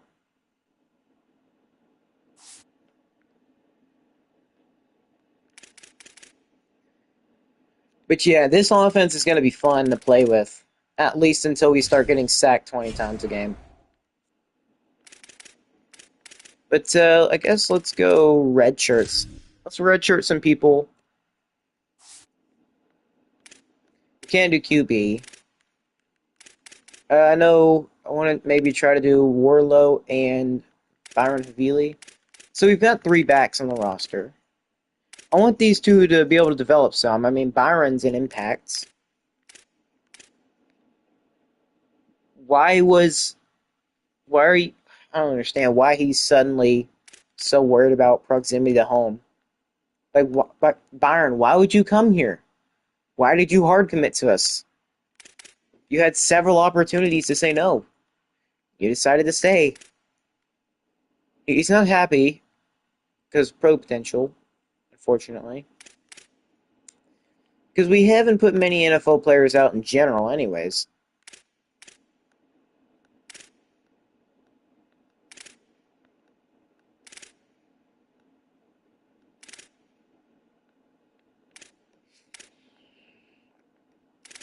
Man, I hate. Why is it taking so? It's like super delayed. I mean, Jaden Cheeseman. He's still a freshman? No way. Oh well. I'm not gonna redshirt him though. I mean, Boykins probably should. We've got two Mikes who are okay, but I don't want a 57 overall being right here. Actually, how much can he develop? Oh crap, he can actually develop quite a good amount. He looks more like a thumper than a freaking lurker. But Boykins can definitely develop. He's concerned with. Oh crap, he's not actually got a deal breaker. That's actually really good, Lonnie Boykins. Thank you. Okay. So it's really just those two running backs, Baron Havili and Warlow. Byron's probably going to leave anyways. But let's do the recruiting stuff.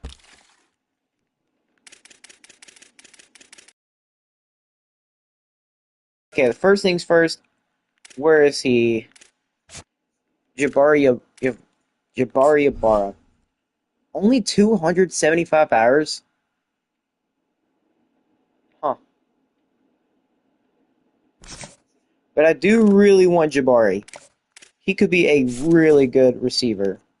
Now, he might start off pretty bad route running and catching, but that's speed though. Having two wide receivers with 94 plus speed would be epic.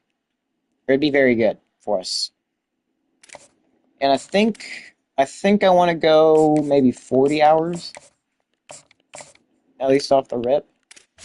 Artist Figueroa, I mean, he's a gem. Gems are going to be very important. We don't have to offer him just yet. We don't have to do that. I'll give him 35 hours. James Augustine, he's 6'5". He wants 5 NIL. I might have overestimated how much NIL these guys were expecting.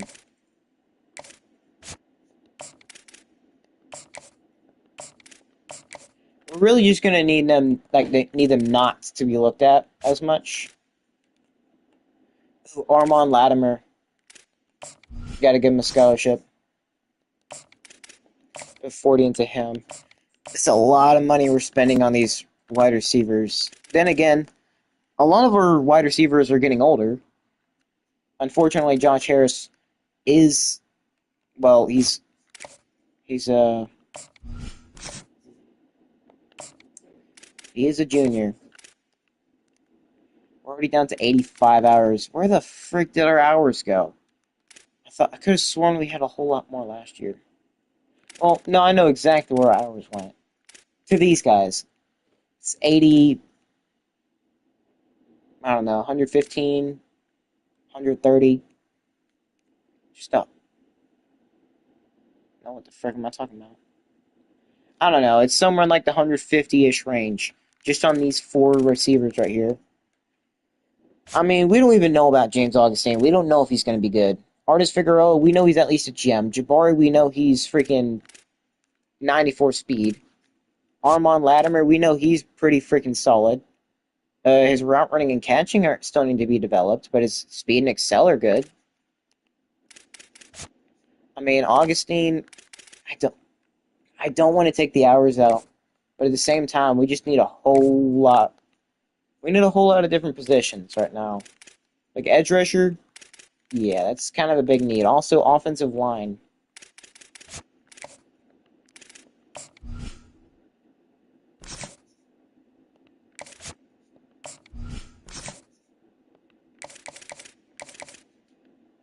Rayshawn Emery. Wait a second. Oh, I thought for a second they had the same last name. I'm like, oh, brothers. Hey, brothers.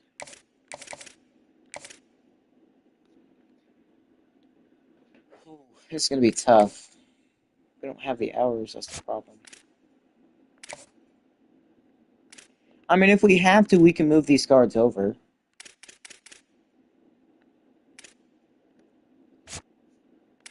We do need a new center. We definitely need some edge rushers. I'll be completely honest with that. Who do we want more, though? These two guys are 6'5". I mean, Matthew Hicks is the highest rated guy. Now we've only got 60 hours and 50 NIO. I mean, we don't have to offer these guys immediately.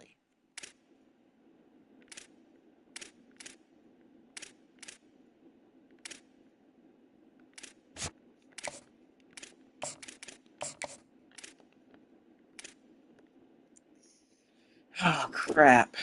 It's not going to be that easy. It's like we got to make a sacrifice. Like, who do we want more?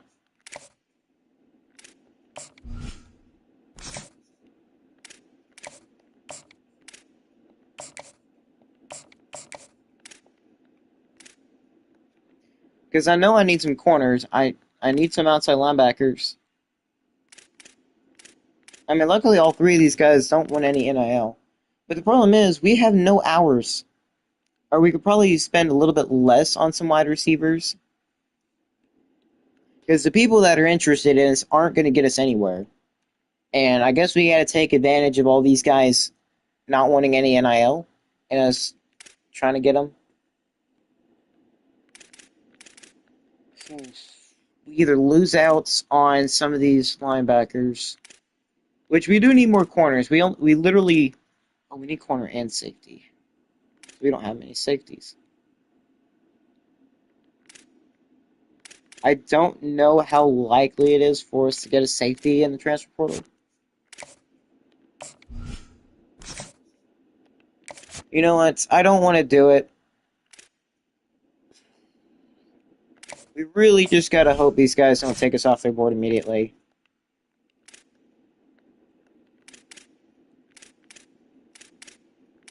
I mean, both these guys are from Texas. But Dylan Fink is the tallest. I think I want the coverage specialist to hold up. So we're not going to be putting many hours into people, but we do have a ton of scholarships going out. But what exactly is the athletic director expectations this year? Beat Buffalo by 3. We got to win 75% of our conference games and sign 5 recruits from California. But we got. So I do know we've got to beat Buffalo for sure. Buffalo's going to be a big one. And then winning 75% of our conference games. Yeah, we're really at that spot where we are expectation bowl hopeful. Okay, good. Yeah, because we just made it, and we're even better. We're an even better team. But yeah, that's our coach goals for this year. When I guess that would be. I don't know what 75% of 8 is. I'm gonna say like 6. Like I don't want to do the thing. You know what? 7 or 6 games. There, you can't do it. You can't do the freaking thing with the numbers. I got you there, buddy. You ain't gonna beat me on. You ain't gonna trick me on that one. 7. We gotta win. I'm gonna say we need to win at least 7 of our conference games. And there was only like 2 teams that could really come close with us. Well, at least for now. I'm gonna say Bowling Green and Eastern Michigan. Do we play any one of those? Well, actually, let me check to see what Buffalo's overall is. Not that it's ever mattered. They're 65. Okay, shouldn't be too bad. When do we... Oh, I could just literally look at the schedule right there. Alright, when do we play Buffalo, Eastern Michigan, and Bowling Green? Okay, we play Buffalo in week 5. We play Bowling Green the next week after that. We have to go to their stadium. And then Eastern Michigan has to come to our field in week 10. Okay. I do know I want to at least get to the Minnesota game while they're still hopefully ranked.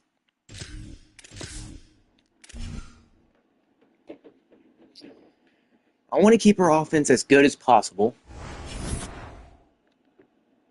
And Eric Biggs and Ben Fogg take us off. Surprisingly, only 2. Yeah, we've got to beat Buffalo by 3. That's the parlay right now. Beat them by 3 or more. FCS Northwest right here. We've got Marshawn Evans here. Oh, the Kodiaks. Okay. Kind of wish I could have one of my schools as one of the FCS schools, because that'd be sick. Like Vermont State or heck, even Santa Cruz. I don't know if I'm gonna do like a single. No, I'm not doing a single.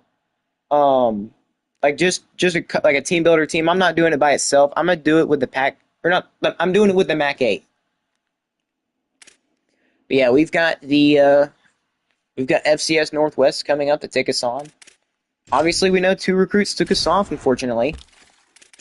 That was Eric Biggs. We did recruit, or we did scout, 87 speed. He was an okay receiver, not the biggest or baddest. We didn't scout Ben Fogg, which, okay. How are we looking at quarterback? Well, we're up to 3rd. Nobody's really offering Darren, which is good. Wide receivers. Still 10th on Armand Latimer. Should rise. Jabari Yabara. I cannot let him slip by us. We need him desperately. Or I want him desperately. Drop a 50 bomb on him. And then Artis Figueroa. Come on, we've got to rise for these guys. We can't be sticking behind forever. And I do know the offensive line, we need a serious rework. Which guys are they not going after? Well, they're going after everybody.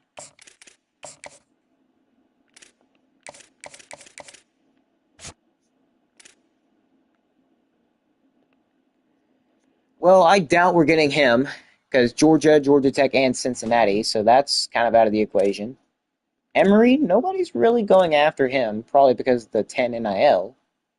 So we could technically get Rayshon Emory pretty cheap. Spencer Talib, I don't even know if it's worth it. I mean, we know he likes playing time. Screw it. Spencer Talib.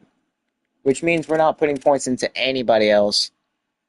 We just gotta hope we can rise for a lot of these guys.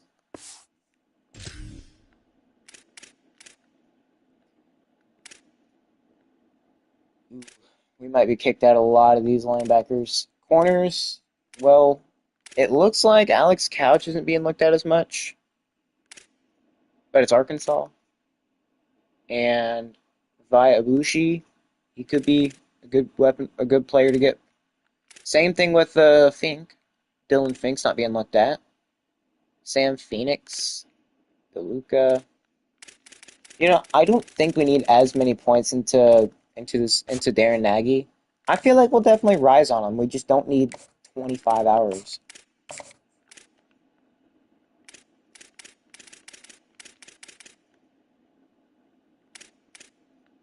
I don't think we've risen much for anybody. Which I don't think we will until we've actually played a game this year. Let's see. I mean, Fink isn't really being looked at as heavily, and definitely not by much, or not by anybody really. Jimmy DeLuca is a box specialist. Army, Vandy, and Rutgers. We're looking at him. He's 5'11". We do need a safety. Now, we've got 3 free safeties on the board. You know, Dylan Fink, you're getting a scholarship. You're getting 10 hours. We need to get at least 1 or 2 safeties, because we have barely any. We also need to get corners. Probably should have put 2 stars on there instead of 3. But hey, we need to improve this team as quick as we possibly can. Now, doing a lot of receivers probably isn't the thing we need to worry about right now. Definitely not at all. But I guess getting a good offense immediately makes it to where we can work on the focus solely on the defense whenever we get the offense settled. Because we want to have a really good offense. But FCS Northwest, actually, let's see. They are a 49 overall. This should be very much in our favor. Send to next week and see who kicks us off.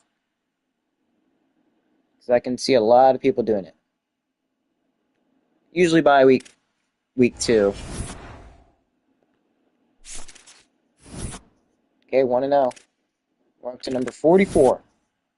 But DeLuca, which I expected that. Joey Sams takes us off, and Tim Bram. I don't know, man. We got to start Reggie Blade, MAC Defensive Player of the Week. 2 picks. Holy crap. That's perfect. Perfect, you say? Yes, I do. Okay, how much did we beat them by?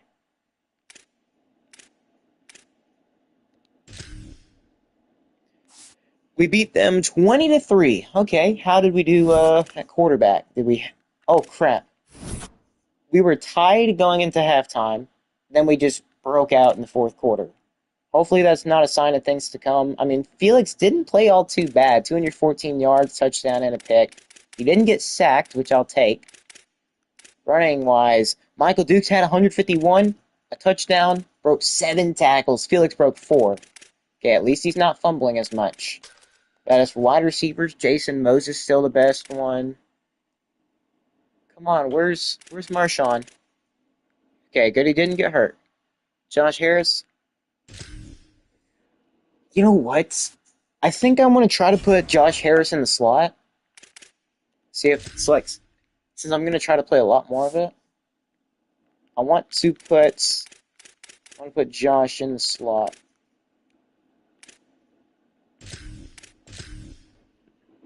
I'm sorry, Jackson Fresk. You're not gonna be you're not gonna be right there, bud. You're not nearly as fast as I would like you to be. But Josh Harris, he'll be our starting slot receiver because he's like really fast. So yeah.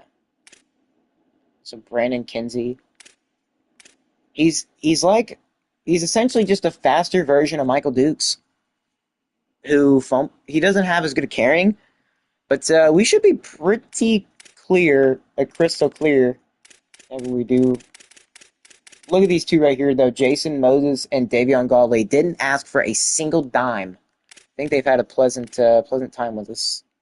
Playing time? Well, buddy, you're about to graduate, so you're no needing to worry about that. Davion Godley, you're about to graduate. Yeah, I can see where we need receivers now. I mean, sophomore, Marshawn Evans playing style. Buddy, you're going to be getting a lot of targets whenever I control with you. Okay. All right, that's settled. Actually, screw it. What are we looking like kick return wise? Kick return and punt return. I want to see. Josh is. I don't know exactly how much he's going to get to be a return man. You know what? I want him to be our number one punt and kick returner. He's going to be our Tyreek Hill, except he's like 6'1" or 6'2". But we've got Toledo, our first conference game. And obviously, we've only played FCS, and we've only left 3 points, and we've scored a lot more than they have. But I can't imagine recruiting's going to keep going. I can't imagine it's going to go well for us. We're actually first on Darren Nagy, which is great. You know what? We'll just try to go off to invest it in one right now. But we are first on Armand Latimer, which is great because he's basically a good starting receiver. Well, he's not going to be starting, but Jabbar Yabara, he would certainly be a kick. He's essentially going to be what Josh Harris's role is right now: the kick returner, punt returner, or he's the special teams returner, and the number one slot. With that kind of speed, putting him in the slot is going to absolutely kill defenses. And then we've got a 6'6" wide receiver on the outside, so that should be sick. Artis Figueroa, it looks like if we keep this up, we might actually find ourselves first on them eventually. Offensive lineman, we still haven't even cracked the top 9, so we're technically number 10. We got 5 more hours. Center, I don't think we're getting one. Abraham took us off. Matthew Hicks isn't getting looked at, surprisingly. Speed rusher, we offered him 15. I think nobody's just wanting to pay that penalty. Or, not penalty, but they're not wanting to pay that price.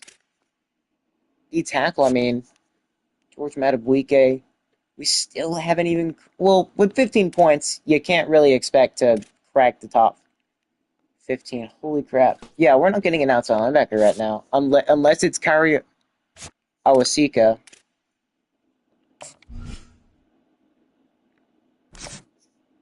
Hopefully that little NIL incentive will help. 25 hours into him. We've got none left. Sam's took us off, which means we've still got Jalil Kotula and Alex Couch. Arkansas decided not to go after him anymore. That could be our opening, but Arkansas State now is trying to get him. Free safety wise, Dylan Fink is now being pursued by both Eastern Michigan and Vandy.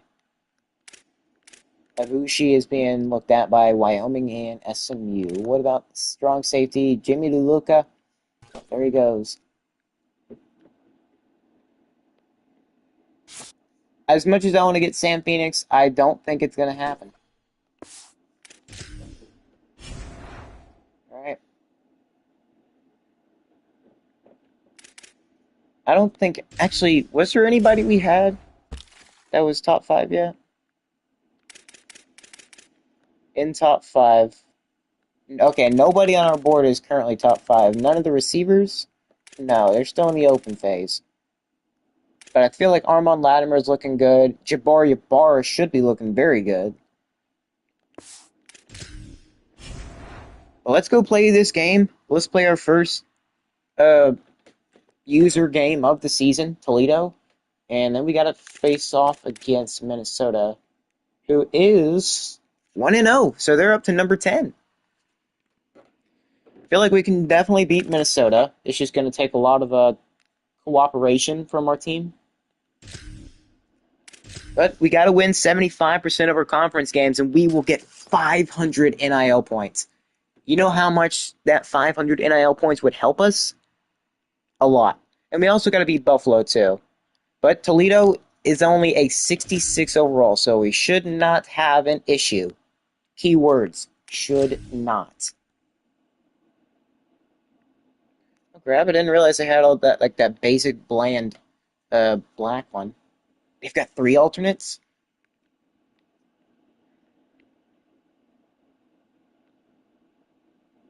We'll have them rock the yellows.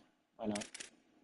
Alright, let's get into the first played game of the season, where we take on the Toledo Rockets in our first conference game of the year.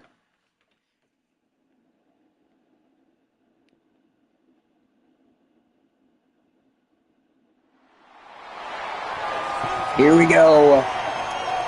Toledo wants to start off their year with a win. In conference play, that is. And so do we. Both teams striving to start off their conference play great. Obviously, we have the goal of winning 75% of our conference games, which means we can barely even lose one. So we play 8 of them. So we cannot afford to lose any at this point. We went 9-4 last year, won a bowl game, upset number 19 BYU, and now we are looking to shock the world and do even better in year 3. Alright.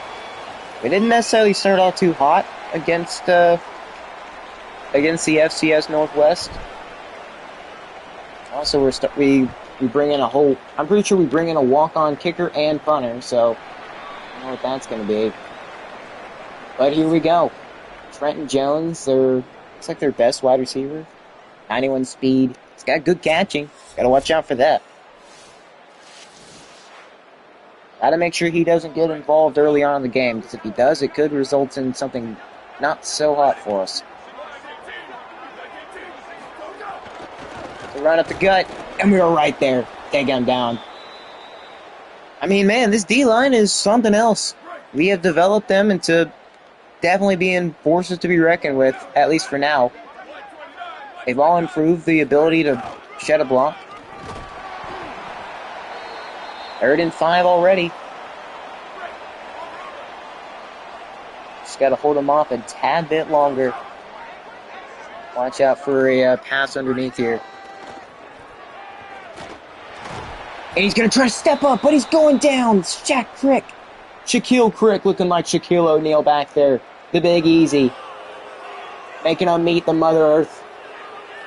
Making him touch the lettuce. Shaquille Crick. We already know he is 86 speed at edge rusher. It is insanely good how fast he is. And also, he's fast. He's got good block shedding ability. He's going to be a menace, hopefully, for the entire season.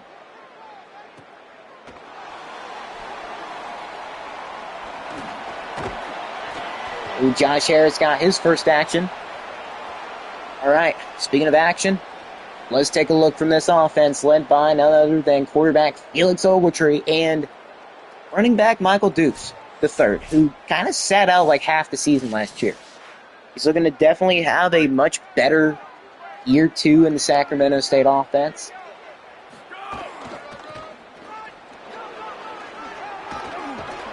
And he's already off to a hot start. 1st and 10, 14-yard run. You can already tell Sacramento, this offense missed them last year. And yet another first.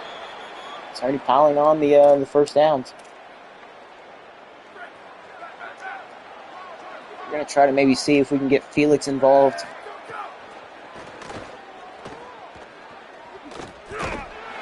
Throws off one man, but he can't get another. Loss of 6. Crap. Okay, 2nd and 16.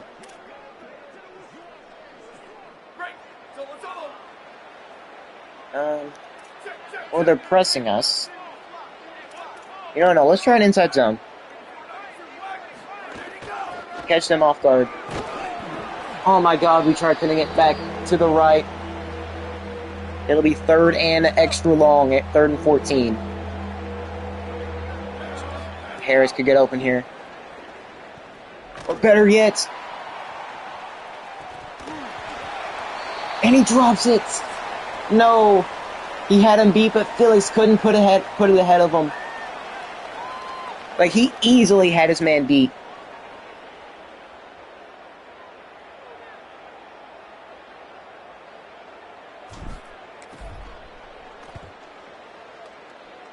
So now it looks like they're going to start from their own 16. So the offense couldn't go out and get anything done. Passing game didn't really work how they wanted it to. So it'll be 1st and 10 yet again for Toledo. Get another chance to go out and score.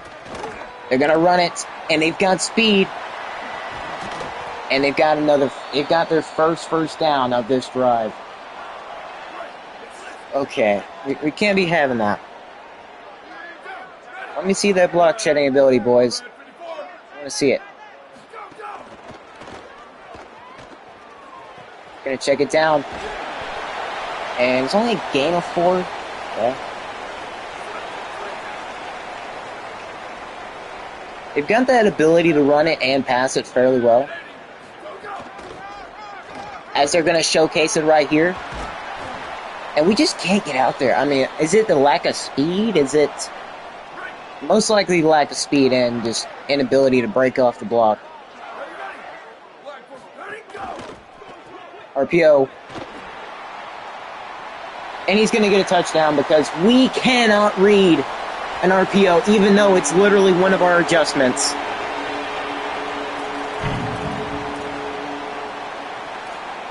RPO. Focus on pass coverage, yet we did not do that. Toledo will score the first touchdown of the ball game.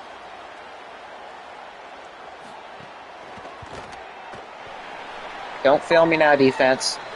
Don't start failing me now whenever we need it most.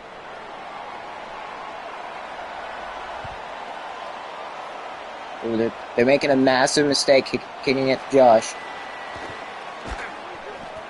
He almost showcased why. But 1st and 10. Let's see. Inside zone. I mean, I kind of like that. We can get the numbers. We got the numbers game over to the left. Michael Dukes, yet another first. He's got 31 on the day. I'm doing too bad so far. Just need Felix to do something in the passing game, not force it. He had Josh Harris open. He just didn't have the time. I don't know. Maybe you needed to read that a little quicker.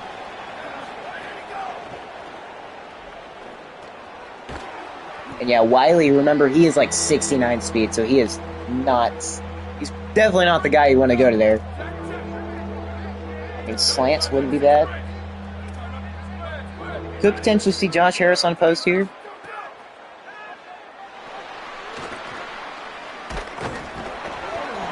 Are we serious? They wouldn't move out the way. 4th and 5, let's try going for it.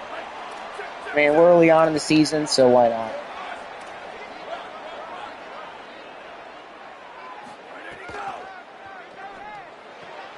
Got Jason Moses connecting early on.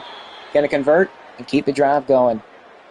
Alright, so RPO works. Or not the RPO.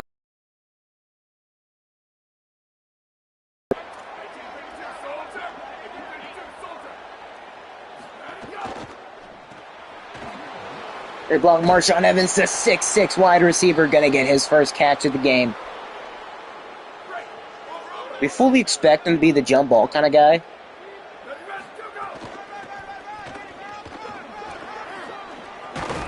Michael Dukes, nice zone. It was an outside zone, but he had to kind of cut it up in the middle. Really had no shot of getting it otherwise. Look at that dynamic duo on the left side. That is exactly what we want to see. Hopefully we can have enough time. And he can't hold on. That's the downside of having him, though. It looked like for a second he was going to easily get beat.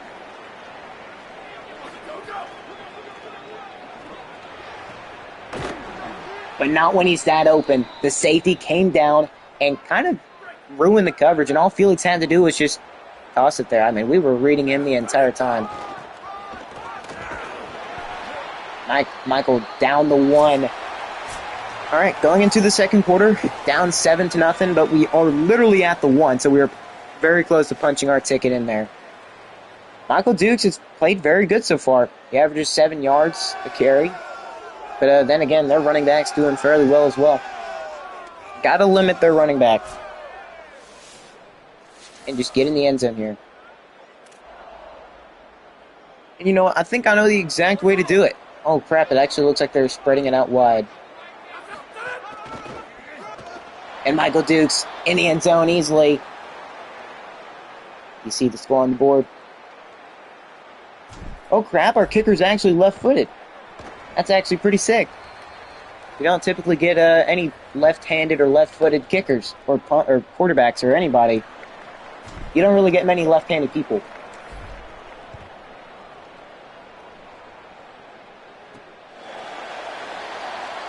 All right, back on defense. Let's try to have a better third outing here on defense.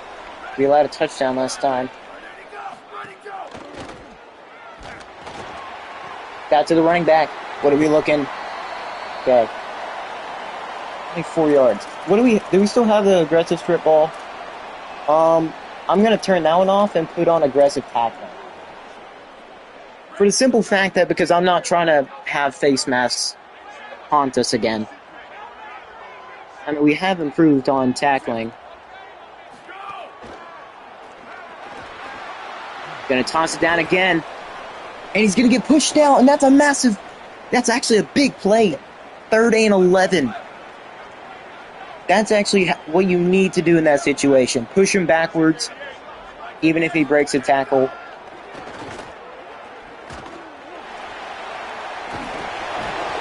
And we can't force a fumble, even though we hit him hard. We need to have the guy stay over the middle, and he wouldn't have ran that.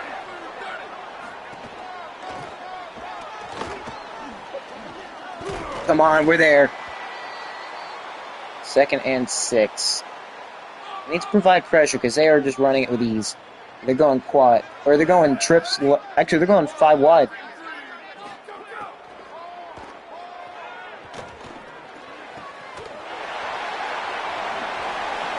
Oh no, they're going to get in the end zone again. The aggressive tackling is not working. They are breaking every tackle. Toledo will score again. And maybe we don't need to be attacking aggressively. At this point, I'd rather take the face mask over the touchdown.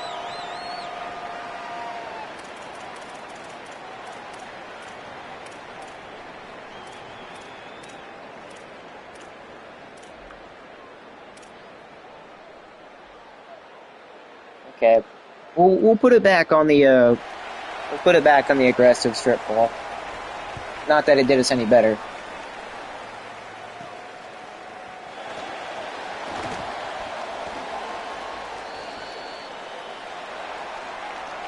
All right, got to come back on an offense and actually get in the end zone again.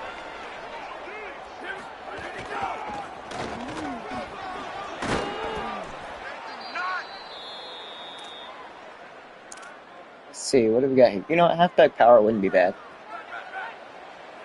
Well, let's see. They got 4 down linemen. It looks like they might be sending one of their linebackers.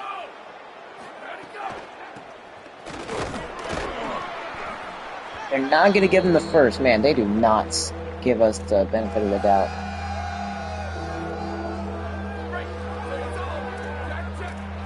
I mean, slant spacing would be bad here.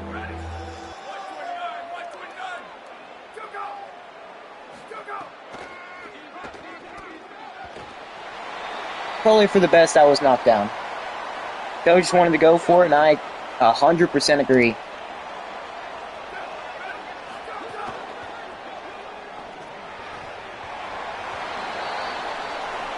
We needed to lob it over.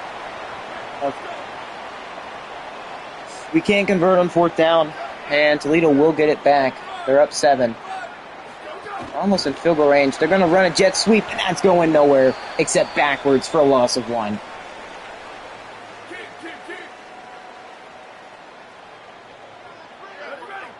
The aggressive tackling has helped us, and it's kind of hurt us. We allowed a touchdown and actually got a big stop from 1.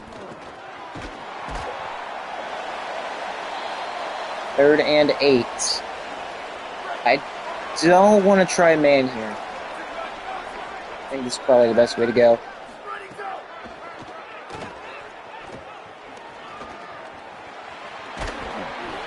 We can't force a fumble on him, man. What are we...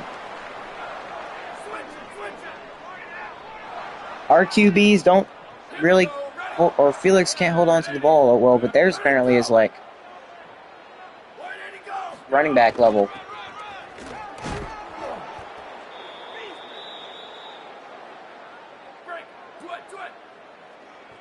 Man, we really are struggling against Toledo.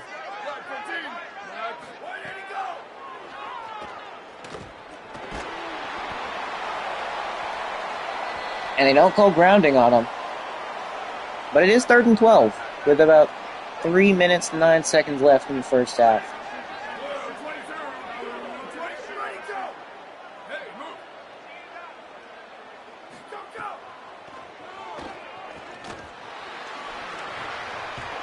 And we're going to stop them holding on the 4th down. You know what? We'll call a timeout just because. Make sure we have to get the ball back. Or make sure we can.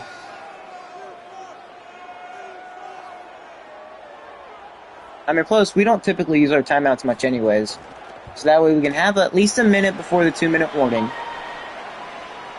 You know what? Let's try to get a good return with Josh Harris. Come on, Josh. Don't fail us now. Use your speed for the greater. I think it's just his acceleration. But that's not the worst return. He's actually out to the 30.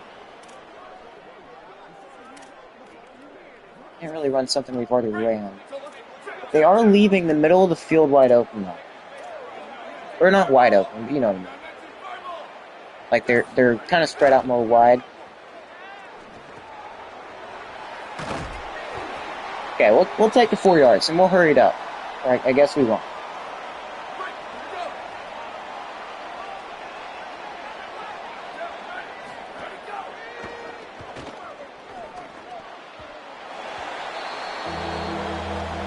That definitely didn't work.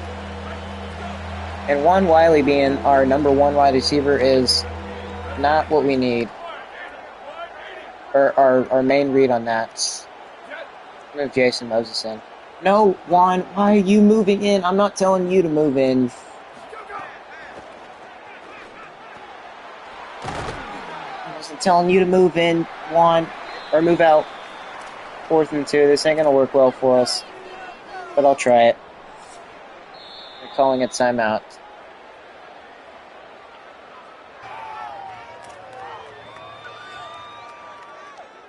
Alright, we gotta get this one out quick. Juan Wiley might not be bad. They're either gonna go to...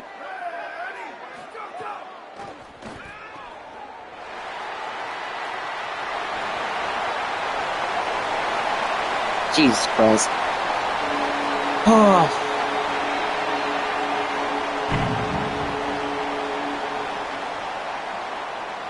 The thing is, their change of direction is so great, but when it comes to us, that's just not the case.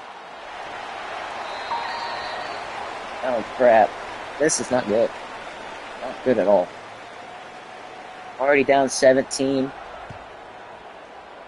think we get the ball. Yeah, we get the ball to begin the half. Josh Harris, he's gone. 17, see you later. That's why he is on kick return. That's why he is on kick return for us. 10-point ball game yet again.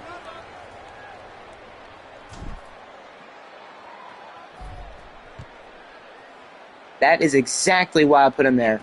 He's got the speed. Imagine if he would have forced a fumble there too. That would have been incredible. Got a kick return touchdown and a forced fumble to get us the ball back.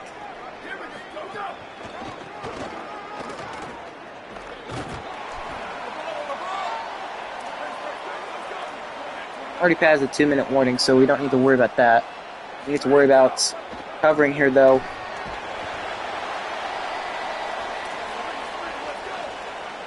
Let's do cover 3 again. So they can't go deep on us.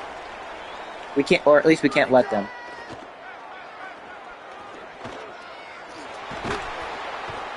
And that's a big sack. Let's freaking go. Quarterback trying to run back into his own end zone. Now time for Josh Harris to return it. Can he get his second return touchdown of the game? Except this time on punt return. He's on fire. You know, one block could help us. At least one block.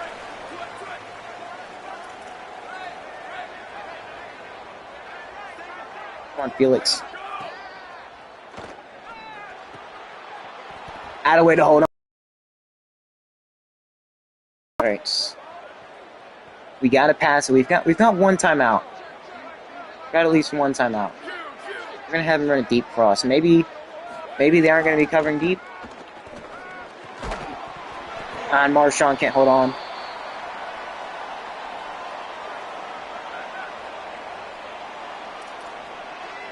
Let's put him on a short cross.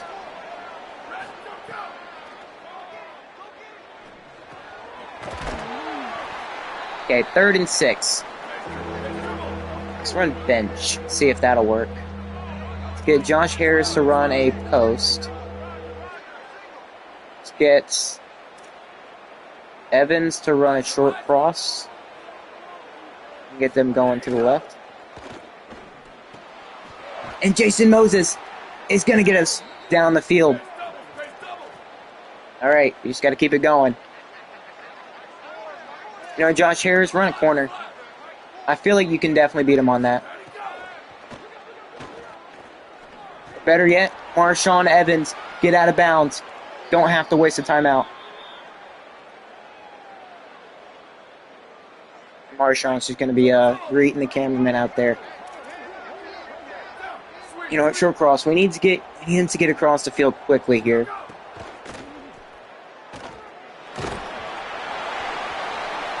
Oh crap, hopefully we don't take the same situation we had earlier on last year. I don't want Felix getting hurt.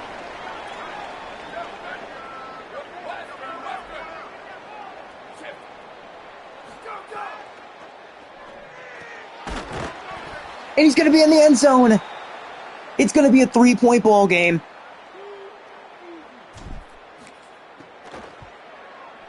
Perfect. 3-point ball game. And it's not even halftime. That ball was very risky, but luckily Felix has he's basically maxed out his potential accuracy.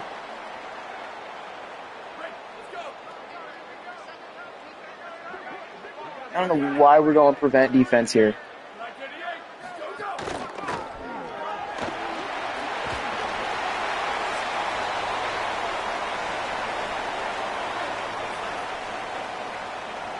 The frick.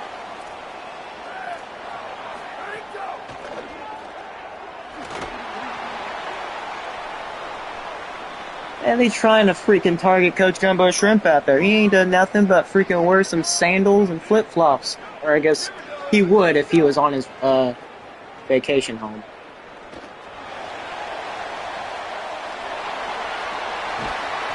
Holy, how the frick did he almost just score on that? Oh, crap. Well, I mean, we finished the second half a lot better than we started it, and that's typically how you win games. Or, I mean, the first half. We were not playing that good this game. We've already thrown a pick. Iowa got upset 27-30 against Iowa State. Wow. I mean, actually, who could have seen that coming? Definitely not me. I guess Iowa's back to their crappy offensive ways. Who knows? Actually, no. They scored 27, so probably wasn't all their defense. But Iowa getting upset. Luckily, I'm very glad we didn't put them on the schedule. Number 16, Memphis getting absolutely destroyed by Buffalo. That's not a good sign for us. Indiana's getting beat 7-14 at halftime. What on earth is going on? From national championship to being beaten by losing by 7. But I guess back to our game. We get the ball to begin the half. Josh Harris he's already proved why I wanted to get him very easily. His speed is killer. Great kick returner. All he needs is just that one acceleration boost and maybe a couple good blocks, and he is gone. And in the receiving game, he can also be a pretty big momentum switch, as he did score a touchdown. But Felix, I mean, I didn't think that was a bad read. It's just the linebacker right there was just way more on it. Defense hasn't been the best. We've allowed 109 rushing yards already, and it's not even the second half yet. What's about to be, but you know what I mean. You've got to limit their run game. Because if we can limit their run game, I feel like we'll be able to shut them down. Because they haven't done the worst in passing, but then again, they only have 117 passing yards. I also don't want Josh taking big hits like that. But it's only a 3-point ball game. That is very tempting. I think they're most likely going to be looking stop run here. Michael nearly breaking out. If he just has a tad bit more speed, if he had 88 speed, like his backup teammate does, or our second string running back does, I feel like he'd definitely be able to break out a lot more of these plays. Because right now he's not really getting that boost.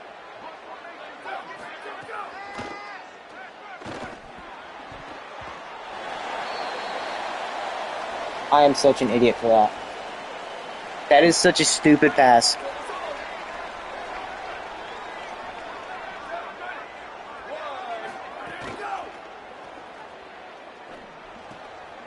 Come on, Juan. There we go. He's got 69 speed, so he is not a freaking barn burner. He doesn't really beat people deep or with his speed at all.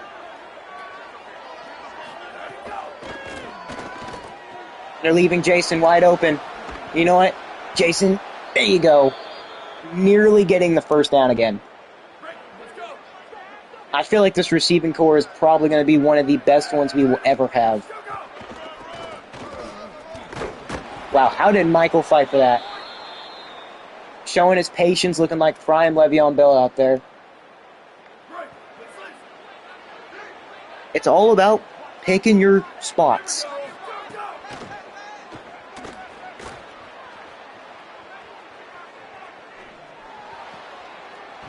Great catch. And there's going to be a penalty. Marshawn Evans makes the catch. Pass interference on the defense. That is a great sign for us. We're just going to decline it. 1st and goal at the 7. And this play right here could work out very well. We can get the blocks. And Michael gets it down to the 3-yard line. This could be our chance right here.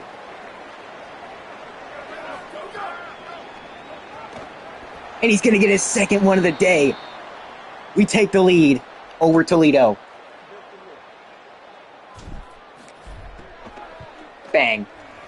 It's a 4-point ball game. We were down 7-24 at one point. Just remember that. Now, the game is not even close to over. We still got to stop Toledo and score again. But we definitely need to worry about stopping them first, though.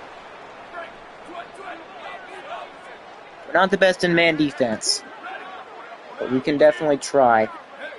Watch out for a pass here.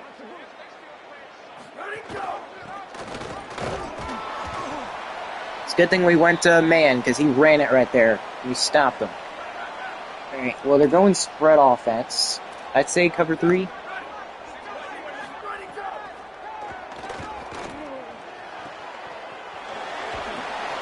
Third and 3. Alright. I want to maybe send some kind of pressure.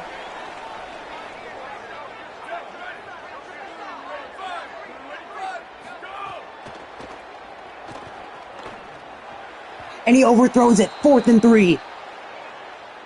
Quarterback didn't really have anywhere to go, and he sailed it above his receiver. We're going to get the ball back. Harris looking to maybe get a punt return touchdown to go alongside. And go alongside his 2 receiving and 1 return touchdown. It's good work.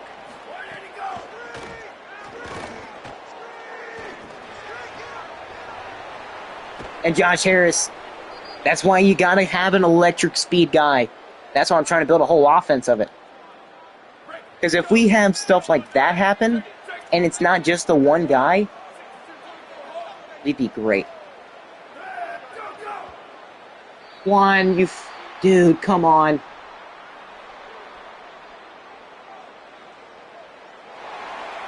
Just gotta sit there, bud. Wait a second. Is Guy Fernandez hurt? Because I'm pretty sure he was supposed to be our starting tight end. He is. So we're without our starting tight end. It's an Achilles tear. He's out for... That's just great. Our starting tight end's out for the entire season after playing FCS Northwest.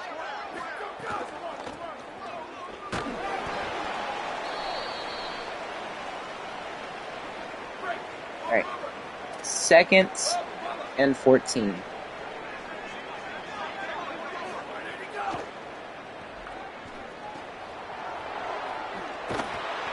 Nice job, Juan Wiley. I mean, they're completely disrespecting him. They don't believe in his speed.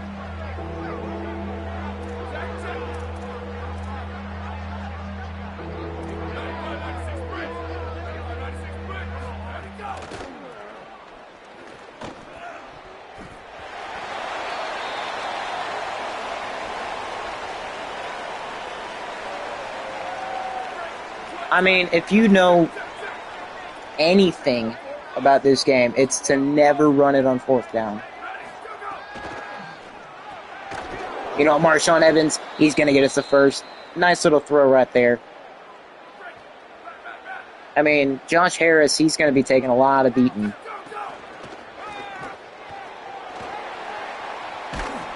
Just throw it away if you can. I don't want you to take a hit. You know what? Let's try a toss play here.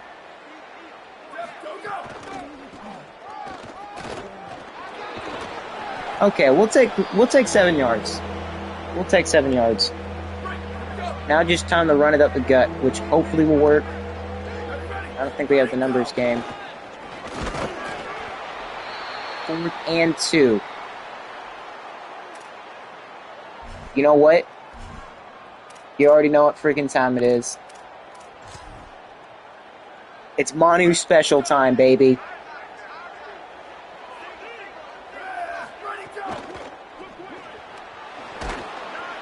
And he's in the end zone.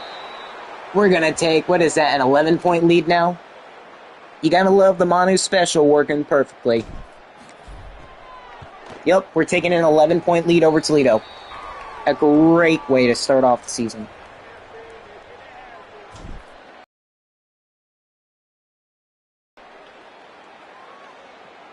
Now, we did spend most of this video, or most of the stream already, just simply working. How does nobody get to him before that? Alright, anyways, gotta go back on defense. They're going spread offense. Let's switch it up, try to play coverage. I'm not spread offense, I mean, they're playing pretty 5 out, 5 wide. What am I freaking saying? Got scatterbrain right now.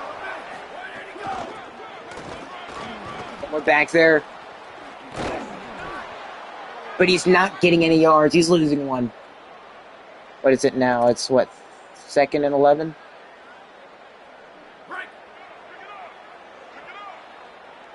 Got to make sure he doesn't get another big play. We got to limit the big plays.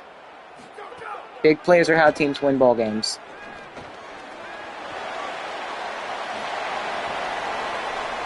I say that, and man, I need to stop jinxing us.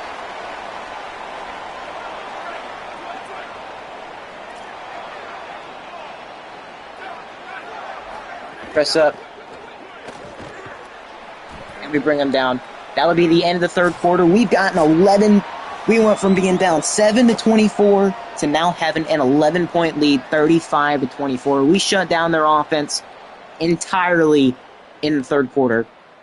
Also, Marshawn Evans has been a very reliable 4th down wide receiver.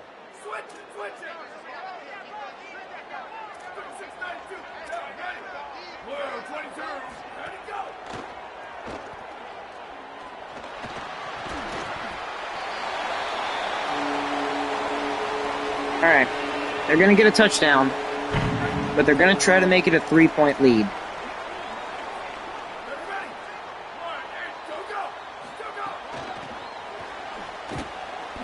He doesn't get it.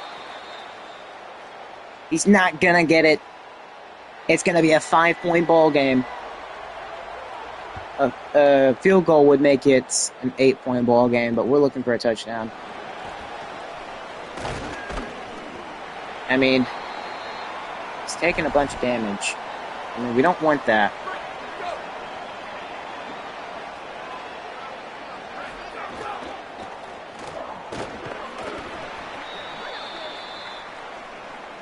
Gotta start chewing the clock. Even if we don't score, we still need to chew it.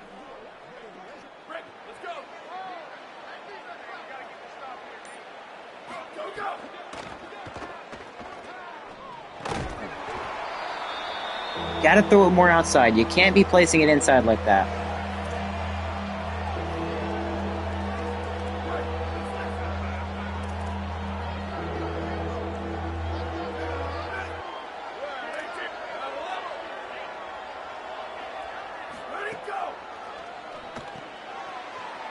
Godley's gonna have the catch. Let's go. 1st and 10. We continue the drive.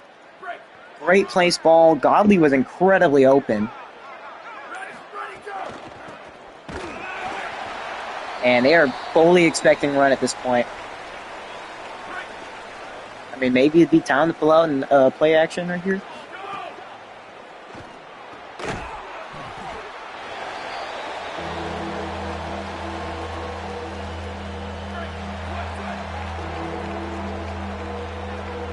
Yeah, Josh Harris is taking a fair amount of damage.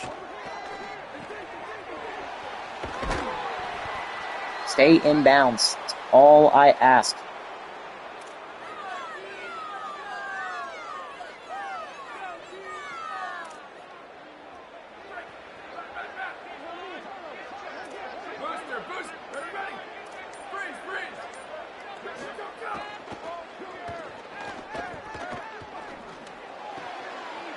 And just like that, we're going to convert on 4th down. They were not expecting that. And thankfully they weren't.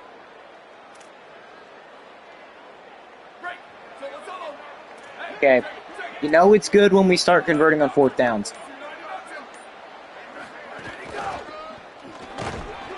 Oh, and also our backup running back in. That's Kinsey. He's finally getting some snaps. I honestly think he's like a little bit better version of Tinsley, or of Michael Dukes. One of their players goes down. Buddy, I think it's a little too late for that. Got elbow bursitis. Yeah, Kenzie's in. Former three-star wide receiver. And Moses holds on.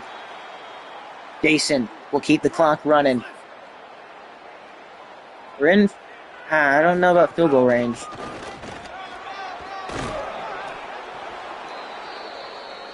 And, dude, no shot our second string running back is hurt. He's barely done anything, and apparently he's already got a severe risk of injury. We're now down to our third string running back. No shot, we're going to have.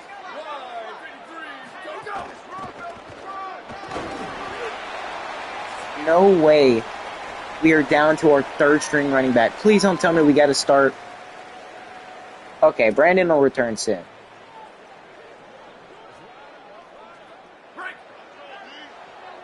I think the best thing to do here. You know what? Marshawn Evans, just get us the first. And down goes one of our linemen. That's Vines. Toledo's got 2 more timeouts left. They've been using a lot. I guess we have 2.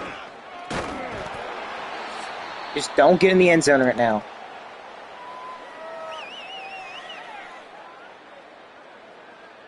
Keep him in.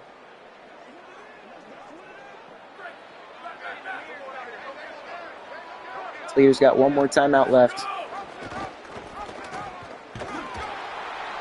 Get down to the 1. I'm fine with Felix taking that hit. Just need to make Toledo use all their timeouts, and that's exactly what they're going to do. You know, I'm fine with that. I feel like Marshawn can get open over there.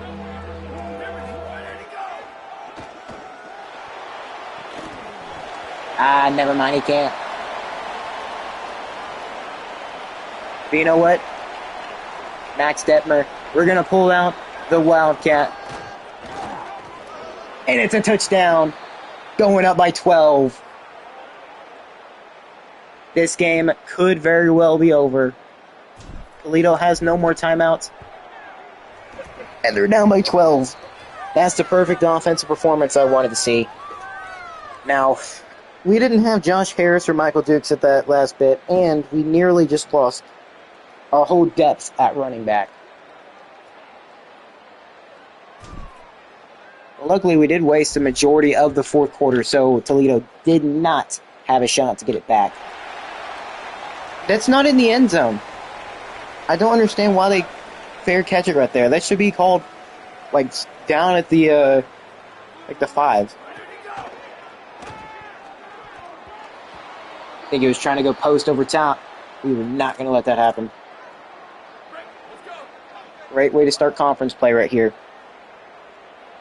Never really let them get off the first half. Man, why was the coverage so terrible on that? I don't know. Terrible was so freaking bad. But they need a field goal. And actually, no, it's a 3-score game. Or no, technically a 2-score. They have to score 2 touchdowns. And he's going to get sacked. 2nd and 21. They're going to hurry it up, though.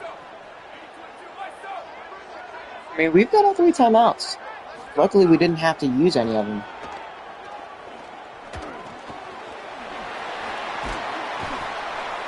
Third and 15. They're not doing the same thing again. I mean, Toledo, they weren't really expected to be... Well, I guess... I mean, obviously, we're the favorite in the conference.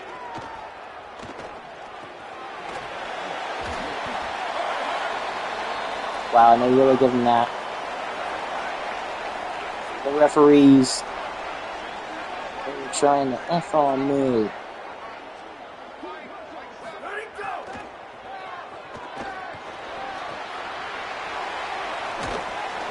Not the guy I would have thrown it to. I mean, you had a corner open.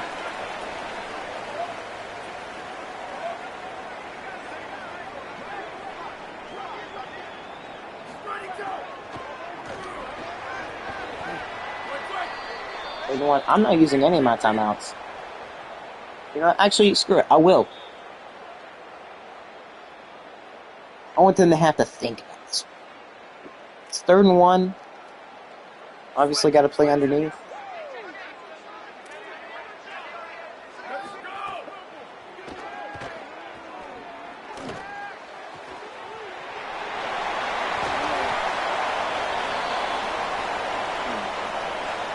Unfortunately, there wasn't anybody to go play that one.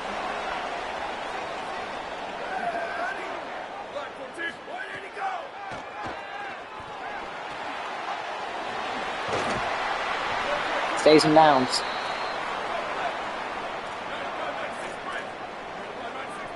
Please press up. Please. Safeties weren't pressing up.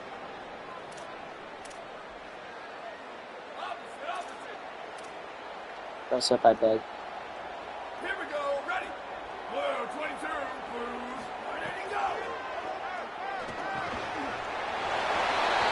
Well, they get in the end zone, but now they're down by 5 if they make this.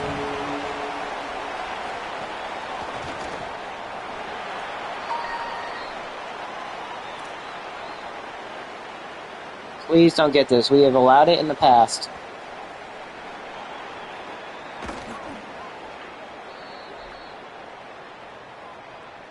Ladies and gentlemen, we are officially 2-0 on the season. And we win our first conference game of the year. That is just 1 out of 8 conference wins we need. We were shut out in the first quarter, but then we kind of came back, and we were down 21-24. Felix Ogletree, he definitely stepped it up. He realized he didn't want to be like last year. He wants to be better. We have set his personal goal of total picks on the season to, well, less than 20, obviously. We're going to say less than 15. But this was actually a great game. Especially guys like Josh Harris. He had a great, not debut, but he had a great day for us. Also, Felix Ogletree played great. Let's see. I think his touchdowns were here. Yep. 17-yard touchdown right here. Look at his freaking route running right here. Look at that cut. Faking the linebacker out, and there's a linebacker right there, so this has got to be thrown in there perfectly. The linebacker's not even worried about it. Josh just catches it, and they don't even think about bringing him to the ground. Well, thankfully, number 15, his teammate kind of screwed him over to make it look like he was the reason. But Josh he's going to score like 2 or 3 touchdowns. And then the 99-yard kick return touchdown was insane. It's 1 touchdown. That's 2. I think we also scored 1 early on. Yeah, and he did throw a pick 6, but I don't think he had anything else after that. Oh, and then the 1-yard run by Michael. I think I want to see a different one from Josh. Juan Wiley. Because I know Josh scored another touchdown. I know he scored 3 on the day. Yep, 3 yards. 3-yard TD, and that was literally just a pass out. Like literally, look. You just got to zoom it in there. Hope the inside guy doesn't get it. And Josh, all he has to do is just get in. Yeah, look, he was about to hand it to the ref. Nice. A great release. He already had like outside leverage. I'm telling you right now, if that like guy that's pressed up right there on him now, if he would have gotten hands on him, this touchdown probably would have never happened. Because what's happening is they're not getting hands on Josh, and then that guy right there, the one that's literally ahead of him, he's the one expected to make the play. Also, look how fast he reacts. And all this is literally just to lob it over. because the defense doesn't have the speed to keep up with him. But that's kind of like a get it in there quick, and he will score. Yeah, Josh Harris, ladies and gentlemen, he is a stud. I wonder if he had any like larger catch. You know what? Screw it. The thumbnail will be his kick return touchdown because he is a menace in the return game. This is simply why we have him here. Now we might not want to have him on it all the time. Also, the little wiggle stick there, you can see it. Also, let's maybe clear a little bit blur, clear a little bit of that blur.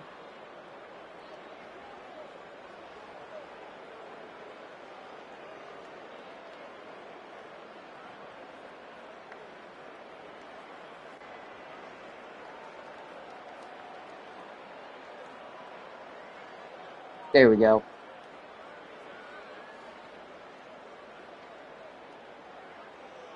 I mean, I wanted Josh Harris to be the player to look out for. And, well, he very much was that player to watch out for. Final score 42-37. Nearly let them come back at the end. It's an incredible game. We went from being down 17 in the second quarter, down 7-24. And when he threw a pick six, it wasn't looking all too hot. But Felix and our team never gave up. The offense finally started clicking and scored every single quarter here on out. Almost 400 total yards of offense. We tried getting as many rushing yards as we possibly could. We didn't average nearly as many yards per play as we should have, yards per rush. 25 for 39, so kind of on par with how he played last game against FCS. We dropped 42 points. We allowed 37. Then again, one of those touchdowns were from our quarterback throwing a pick, unfortunately. And now we weren't necessarily trying to throw it deep, but we were completing it deep sometimes. We had 280 passing yards, almost a 300-yard gain. So right now, Felix is playing about the 280, 300-yard game-ish. He throws at least one pick a game, which if he keeps that up, he'll maybe have 12 picks on the season, which that's our target goal. But I'm expecting him to have at least one. I'm expecting him to have at least one or a couple games at least where he doesn't throw one. Because he's not going to be this bad all the time. But one thing that determines whether we win or not is how well we do on fourth down. Now, we don't go for it every time, but we do go for it a lot. And we went 5 for 7 on it. We went 5 for 7 on fourth down conversions. Which, that's a lot better. We were 71%. Now, obviously, they didn't go for it at all on fourth down. And we managed to stop them on the 2-point conversion, luckily. We actually scored 5 red zone touchdowns. I think all of our touchdowns were in the red zone. Yeah, 7 times 5 is 42. So, yeah. We did throw one pick, and I don't think we forced one. No, we didn't force a turnover. But we did only throw one. We didn't get a fumble. We threw one pick. But we did a great job in the return game. And we did only have one penalty on us the entire game, thankfully. We did also hold on to the ball for 20 minutes, which is good. We want to control the clock. This is not a good thing to see. It's not got the best throw power.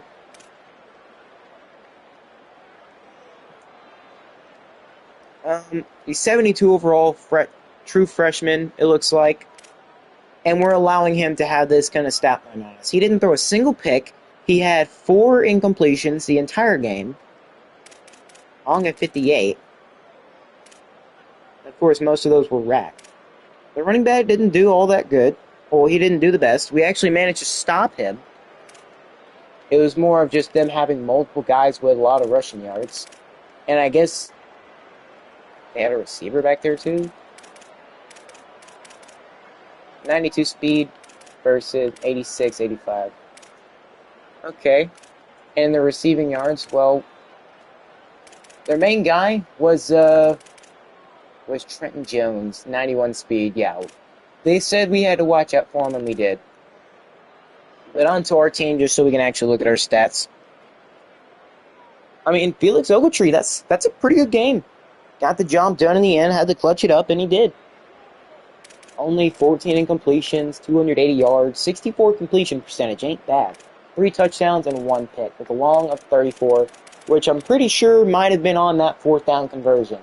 Luckily, they weren't expecting it. We did all goes, and then we switched. I think it was Jason Moses to a short cross, and then Juan Wiley to a post, which they just weren't expecting at all. I think they were sending pressure and having guys deep without expecting the middle zone to be touched at all. Rushing wise, well, I mean, Felix, he wasn't able to run it. He did fumble once, and I think it was a turnover. But Michael Dukes had 92 yards and a touchdown. Max Detmer had a touchdown on a Wildcat. It was on 4th and goal, I believe. And then Brandon Kinsey, he did go out with an injury, but he was okay. But let's go to receiving stats. Actually, I'll be back. Another hydration break. I think I've had a little bit too much hydration today. Well, I guess you can never have too much, but another hydration break. Drink of the night, still Gatorade.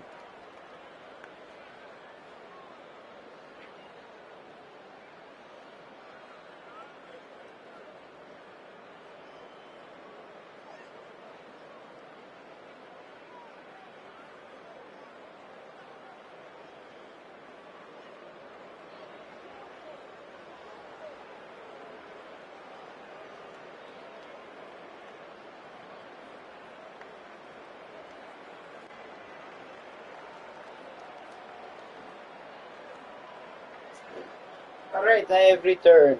Time to look at the rest of the stats. So for receiving stats, Josh Harris, obviously the big playmaker today, utilizing his speed to help him out a lot. And surprisingly, Juan Wiley with his 69 speed, they just weren't really respecting him at all. Like they literally weren't respecting him. They saw on the other scout or on their film that Juan Wiley's not the fastest tight end. He's not really that fast. But that's where he gets you. He's kind of like those underdog teams in the NFL where you don't expect them to do much, but then they manage to pull off and get a playoff appearance. Or just one of those. He's an underdog player, yet he's the back. He's actually the backup, but our starting tight end, Guy Fernandez III, he kind of got hurt, and he tore his Achilles, and he's out for the rest of the season, which is very unfortunate, very bad, because now we only have 2 tight ends. Probably a good and bad thing we moved Guy Fernandez over there. I guess he just wasn't quite ready to be a tight end. Unfortunately, he didn't. He didn't. I don't think he even played one full game as a tight end for us, which is a little upsetting because I think he is a senior, either a junior or senior. Pretty sure he was a junior, but let's go on to defense. Defense, I mean, we didn't get too many tackles. I mean, we got an okay amount. Nobody doing anything special. Braxton Craver, we spent all that money to bring you back, and 2 TFLs, 2 sacks. Hopefully, we're getting our money's worth with him. Also, KJ Jefferson got 2 TFLs, and all these other guys. Not true freshman, but freshman edge rusher Shaquille Crick. He's fast, super agile, and we worked on his block shedding a fair amount.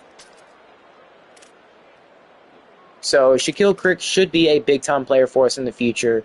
We're just going to probably have to keep paying him a lot of money. But got a sack and a TFL today. Now, I didn't do all too much tackle-wise, but you don't really expect much whenever you're an edge rusher. Interceptions, we still have yet to get one. We're just not getting that fortunate. We aren't really reading it all that well, but we are playing a lot better coverage. A lot better coverage than last year. We only got 1 pass deflection, and surprisingly, it was from Devin Blake. Forced fumbles, we weren't able to force any.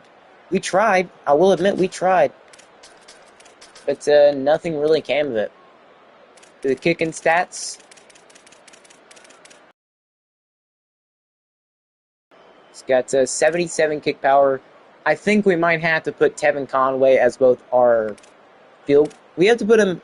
Basically, he's going to be our whole special teams, like kicking. He's just going to do all the kicking in general because I don't think George Catapano is. I don't think the walk-on's going to do much. But Tevin Conway, he just needs to work on his accuracy. They're kind of like vice versa. But kick return. Man, oh man, was Josh Harris important today. I think his kick return touchdown was kind of what changed the momentum of the game. If he didn't score that kick return touchdown, who knows what would have been the results of this game. 210 kick return yards, 6 returns, and a long of 99 yards. He's a great player. And he wasn't just that. He also did pretty solid on the punt return as well. But he definitely deserves a thumbnail.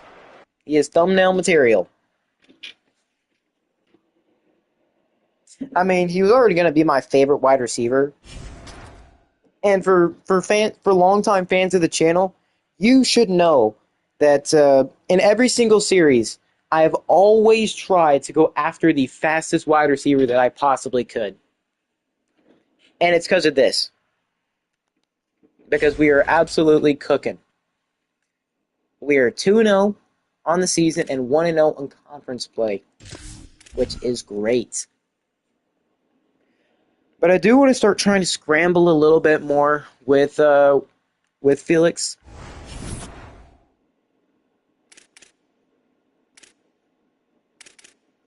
Dang. That is not good. Lose out on a lot of recruits. There's 2 free safeties. That means I think we've only got 1 more. James Augustine, 6'5" receiver. Yeah, he takes us off. But Josh Harris is the MAC Offensive Player of the Week. I'll take it. And now we've got a top 10 Minnesota on our schedule. This one's going to be tough.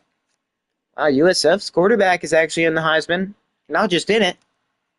He's at the number 1 spot. And also, look who transferred to Auburn. Dylan Raiola decided that Nebraska wasn't good enough, that Oregon wasn't good enough, and now he's trying his talents at Auburn, and surely this is his last year. I don't know how he's lasted 3 seasons in the game, because I know he might have been redshirted. No, he played with Nebraska for I think maybe, I thought he played with them for 2 years. No, I guess it was just 1. I think he was redshirted 1 year, maybe under when Matt Rule was there. But Dylan Raiola, how the heck is he still... How?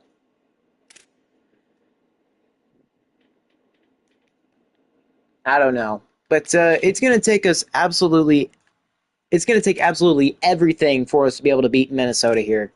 They are a really good team. Yet it doesn't look like they have done as well as we have statistically. Our offense looks to be a little bit better. We do a whole lot better in the run game.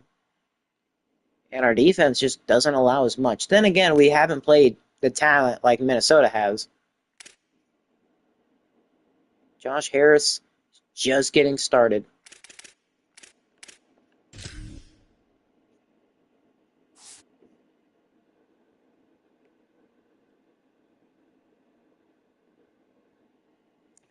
Alright, so let's see. Who has some upgrade points? Surprised Josh Harris can't upgrade. He won MAC Conference Player of the Week. But I guess we gotta go check out recruiting. I did want to play the Minnesota game. I know I wanted to at least play that. Nagy were first. Nobody else offering them. Same thing with Armand Latimer. Jabari Ibarra, we're still on his board. We can bring him on a visit. Likes playing time, playing style. I feel like I know this one. But I definitely want Jabari. 94 speed. Imagine having 2 receivers with 94 speed. That way, if one goes down, we'll still have the other. I feel like the clutch is definitely... Yeah, it's got to be the clutch. There's no shot it's not. We've got 5 hours. I mean, we should be ahead against. We should be ahead for Jabari by next week. I mean, Artist Figueroa. It looks like San Jose State dropped out. Spencer Talib.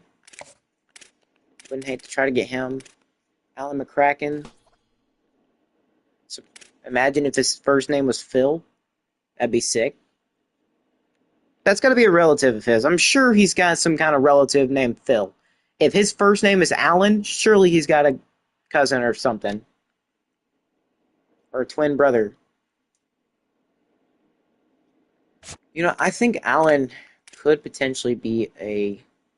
Okay, we're first on Matthew Hicks, which is great. But that just leaves... Okay, Fink is off. Ibushi's off. We're still not even in top 5. I mean, losing Augustine wasn't the worst thing to happen to us, but it's not the best. I think Matabuike is the last D-tap on our board. Yeah, he's the last one. We're up to 3rd, but it doesn't look like we're going to come close at all. We'll just get those NIL points back. Junior Sagapolu will offer you the scholarship. We'll give you NIL money. And we'll just do the 25. Nobody's offering them. Utah just decided to up and leave them. Leave them high and dry.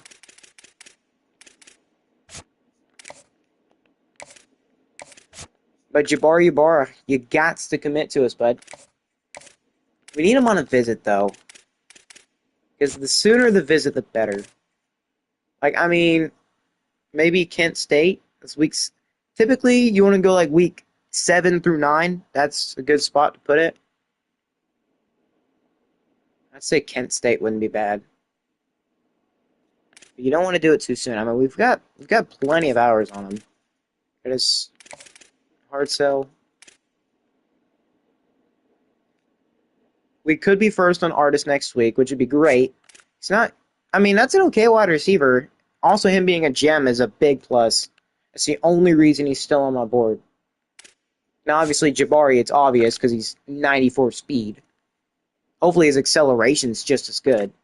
But having him and having Josh Harris for at least 1 year, oh boy, that would be a fun time. Darren Nagy still looks like nobody's looking at him. He could be a good replacement for Felix whenever he does leave. And he's only a 2-star. But recruiting should be okay for now. I mean, Alan McCracken, I think we'll at least get up to 3rd. Unless Louisiana just decides to forget about him. And we'd actually have a chance. We have a scholarship. Matthew Hicks. Okay, we really got to take full advantage of these guys just not having any interest. Like Daniel Carvajal, we're probably going to fall out for him. And the fact that we only have 275 hours hurts pretty bad. Alright. Well, let's go beat number 10 Minnesota. It's going to be a massive game. We need everybody to lock in from the get-go. This is definitely a winnable game. They're only 77 overall. Now, them being a higher overall isn't the best. But we've got to pull out the dub. A win against a top 10 school would be massive for Sacramento State. Especially when we're on our rise. Yeah, we've got to get it done. You know what? Could be bad luck. We're not rocking the black. Let's... Let's go to white S.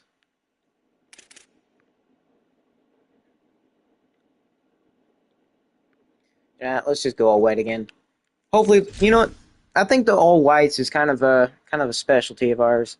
But let's go try to beat number 10 at Minnesota, our first top 10 game in school history, at the FBS level. I mean, we've played a top 25 and beat them, aka BYU number 19 last year in the Frisco Bowl. But this is a different ball game. Minnesota, number 10. I can't even say how big this game would be. But no more ifs, ands, or buts. No more predicting. It's time to see the results of what we truly are. Looks like we will be getting the ball first. Okay, do we have... Oh yeah, I just keep aggressive strip ball on. Alright, we're starting off with the football. We gotta go score a touchdown early. That crowd is loud. Oh, and I didn't realize Minnesota's Big Ten school. Alright, not the best blocking in that, but here we go. We put up 42 last week. Felix Ogletree actually had a pretty good... He's had a good first couple games of the season. But now it's his first true... Well, I can't say true challenge. He faced off against Toledo, and they were pretty good.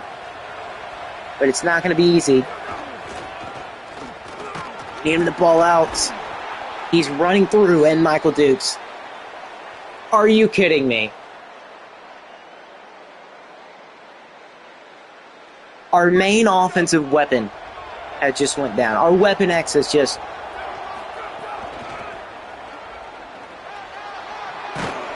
But you know what? We still got Michael Dukes. Bruised ribs, he'll be back. Hasn't really done much, but he'll be back.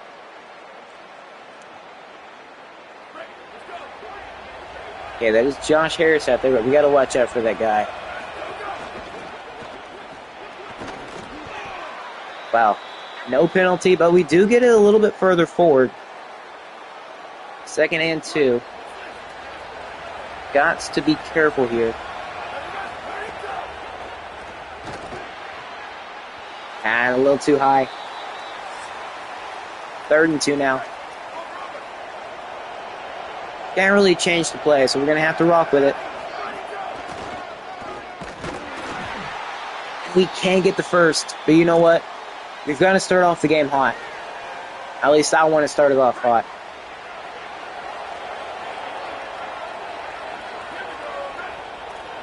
Oh, this will be so good. Josh Harris on a post.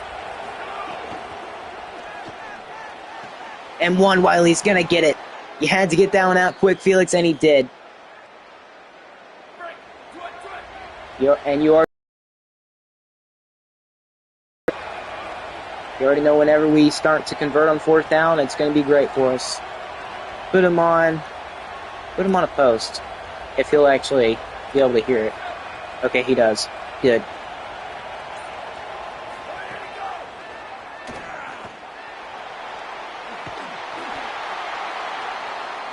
Probably should have decided to go up a little bit earlier. Would have gotten a little bit more. It's 2nd and 8 right now. I am not liking any of these plays. I don't hate flood halfback screen. I mean, maybe get Evans on a short cross here.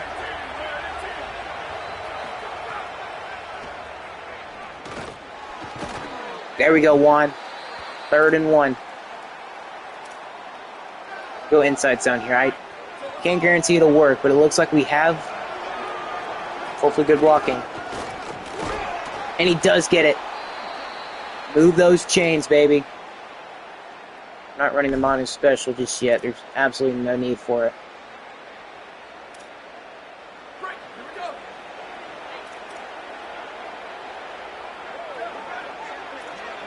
Josh, it's a deep cross, please. You know what? No, short cross. Okay, he's fine with that.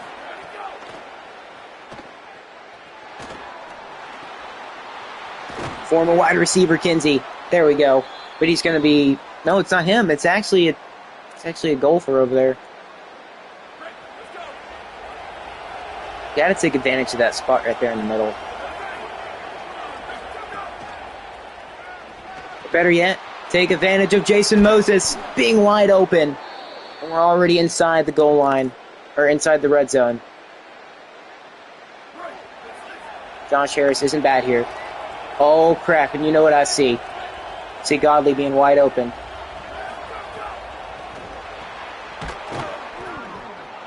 They completely left him unguarded. They had to pay for it. I mean, now might not be a bad time to pull it out.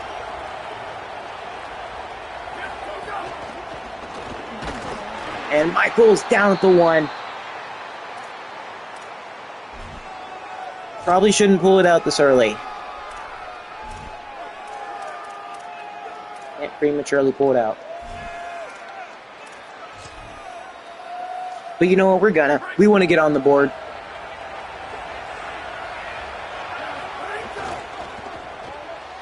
And Juan Wiley's in the end. That is unnecessary, sir. He is like halfway into the end zone. We're going to score the first point of the game. Okay, I guess thank you, Juan, for not over-celebrating. Scoring is possible, folks. It is possible.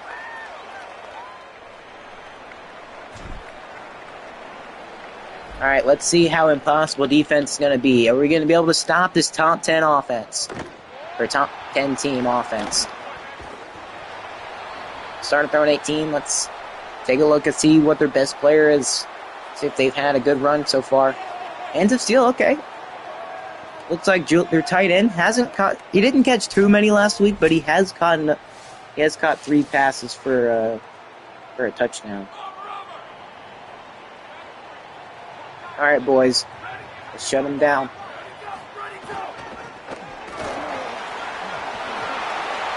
Can we please just not? Oh my lord! Why are we just standing there when he's literally touching you with his shoulder?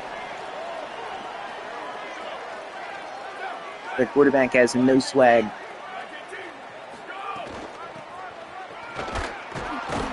And he's gonna be stopped. No gain. Actually, loss of 2. When will Minnesota run it? I'm sorry, pass it. They've been running it.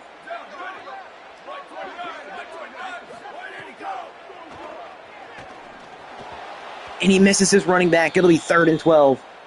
We actually didn't have anybody over the middle.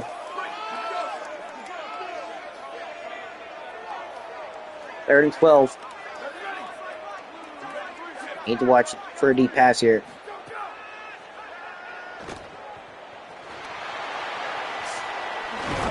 And he's going to be stopped. 4th down. It looked like for a second there we were not going to stop him, but thankfully we did. They're going to punt it right back to us. Got to go take advantage.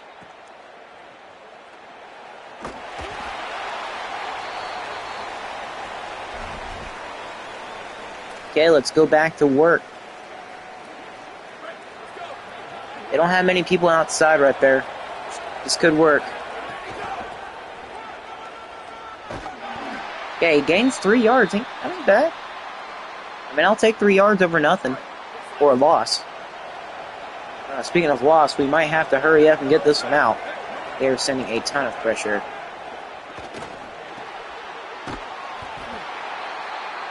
Maybe not as much as I thought they were. Huh.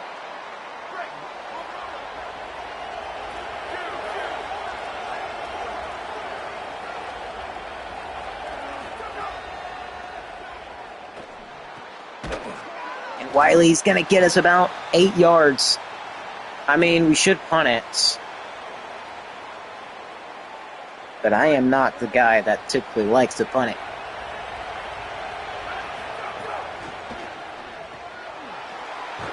And Michael's going to get it. Just take the check down. If they aren't going to press you up on the... If they aren't going to try to get your running back immediately, we'll just take it.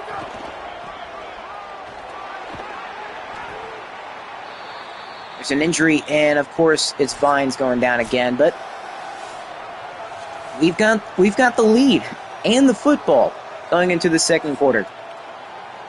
We've actually not let Minnesota do all too much. They haven't been on the same page when it's come to passing the football. Luckily, we've stopped their run good enough to where it hasn't been a problem. Eventually, Minnesota's going to start clicking. But whenever that happens, I want us to be up by like 2 or 3 scores.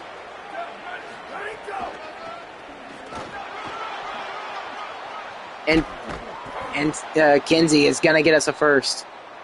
Hines has a foot contusion.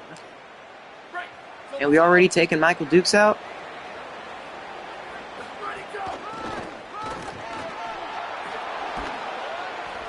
Great run again. And they really are not expecting it. Again, we got to take advantage of this. They're fully expecting the pass. But if they keep doing that, we're just going to keep running it with no issue. We're going to try to force them to respect it.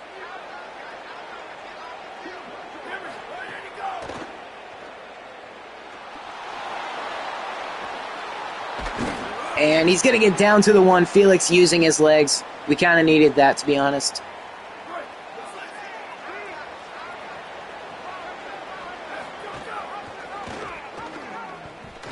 And he's going to get in the end zone. Touchdown. It's a 2-score lead. And Felix, you do your thing, bud. He's on fire today. I think he's already thrown a touchdown and he's ran for one. 14-0. But it ain't going to stay like that forever. Got to keep it like that for as long as we can, though. But a win here would be great. We're not even out of the second quarter, so we can't be talking about a win just yet. It ain't over until the job's finished. Right now, the job is definitely not finished. We're in their home. We've kind of quieted down their crowd a little bit. And then again, they're on offense.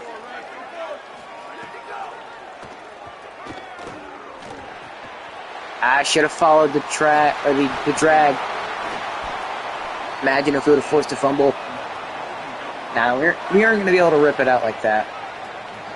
I guess we need to have at least like one coverage guy and then one guy who can just rip it out.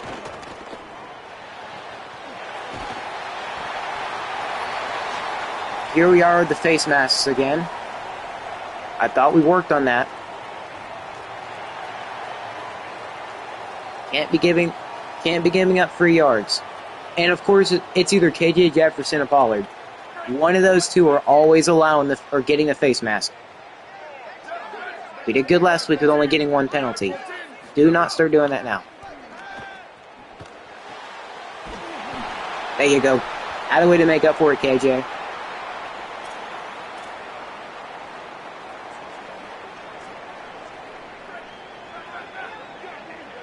Now, I don't think going man here is the wise decision, but we're going to try it anyways.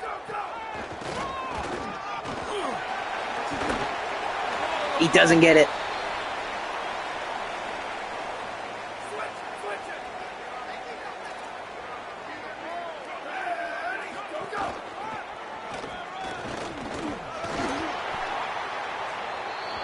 He's literally just running back and forth.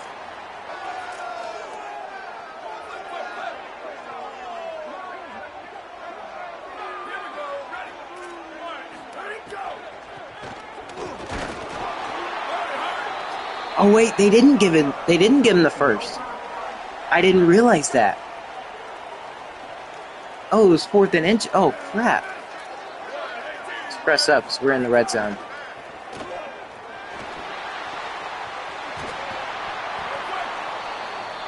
Should have been somebody covering that spot right there, but there just wasn't. Got 5 wide. Oh, it's a shift. Double backs.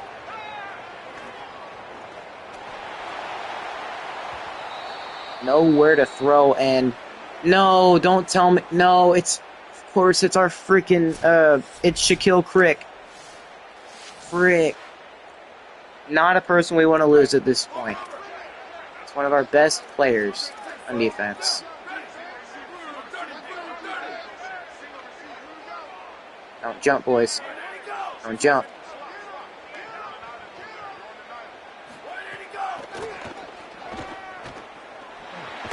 He's going to get sacked. 4th down. Braxton Craver will get back there and bring him down. QB trying to think he was okay, but you know what? Bring Shaq Crick back. We're holding him to 3. That Minnesota defense or offense is not clicking right now. They can only manage to put up 3, which is a great sign for us. Now time for offense to go back to work. We don't get ball at half. And for whatever reason, they're trying to kick it to Josh Harris. Ah, dang it. Imagine if he would have Shefty. That would be insane. So Michael just Oh, he's feeling the pain. Ooh, that was a great acceleration boost.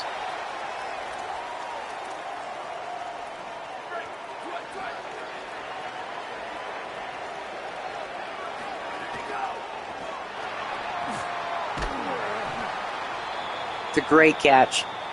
Luckily, the DB wasn't quick enough to get there.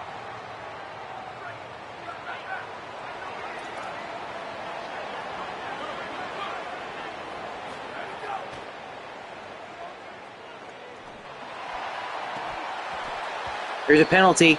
Is it going to be pass interference? It is. He tried going up for it. You just can't push him in the back. You got hands on him as he was trying to go up for it. We'll take it. You can't do that. It's against the rules. It simply is. Don't blame me. Blame the guy who made the game.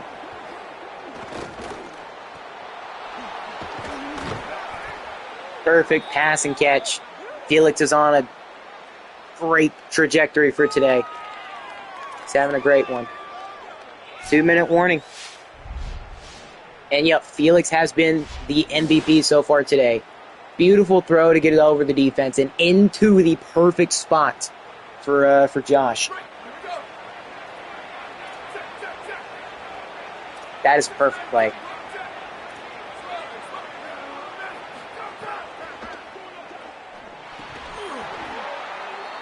I mean, at least one adjusted to it.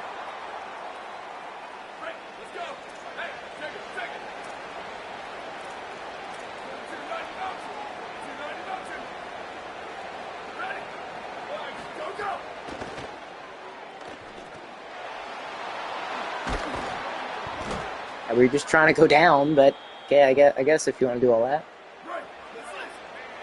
Just had to get a little check down there.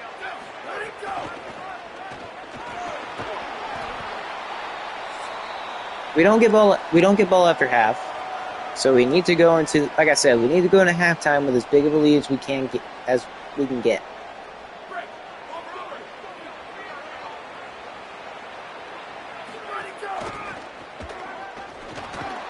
Had a way to break a tackle, Kinsey. That's one of the reasons why I put you a running back. Not because you could break tackles, but you have that playmaking ability. And you know what? We can kind of disguise the Manu special right here.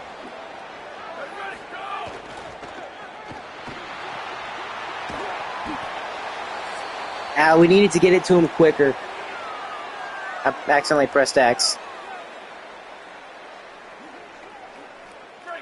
You know what?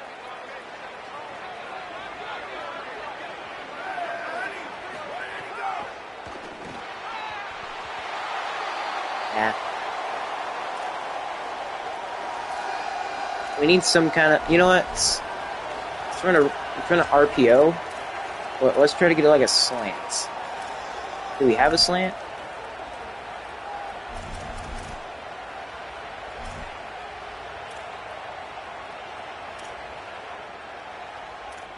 I think we're going to have to go with the hitches. Hopefully Josh Harris or Evans can get open.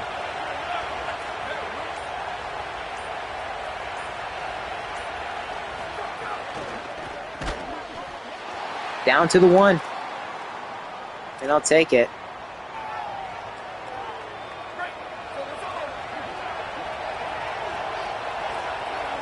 Have him run a goal line fade. And he's going to win it. Marshawn Evans getting the best of the one-on-one situation. 6'6" wide receiver should not lose a goal line fade. That's like we basically have our own Megatron. It's going to work. 21-3 against the number 10 team in the country. We have seen upsets before in this dynasty, but we haven't seen one of this magnitude on 4th and goal from the 1. Man, I was actually not expecting that goal line fade to work. Alright, they're starting from their own 18 like they typically do. They've got no timeouts.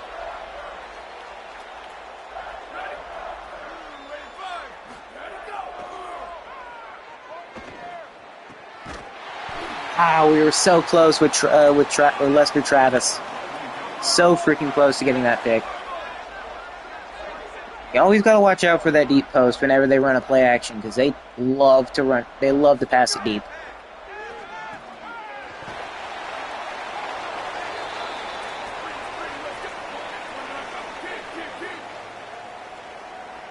You know what? Let's try covering this dude right here. They're going 5 wide. Are they going?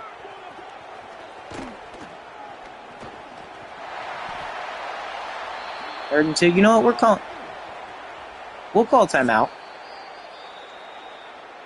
I mean, the reason we're doing this, not so we can score, so we make it to where they have to do something. Let's go. This is what we like. Ready. Red 54, red 54. Go, go.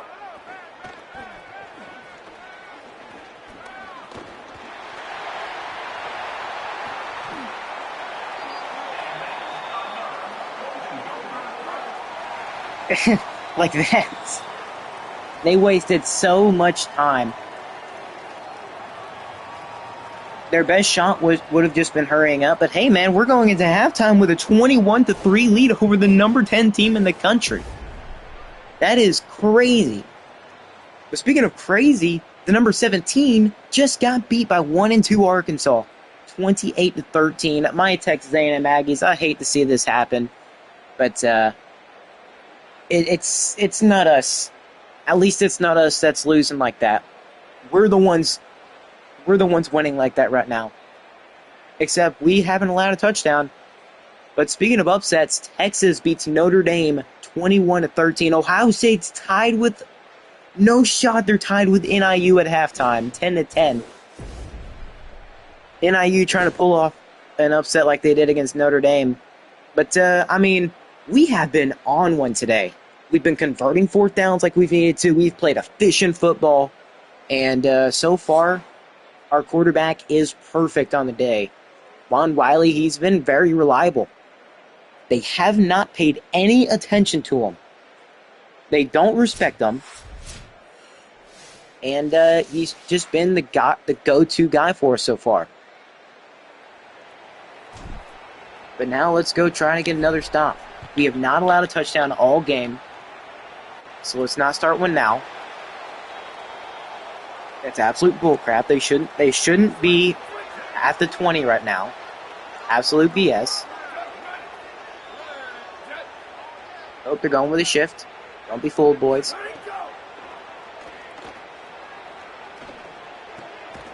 You were...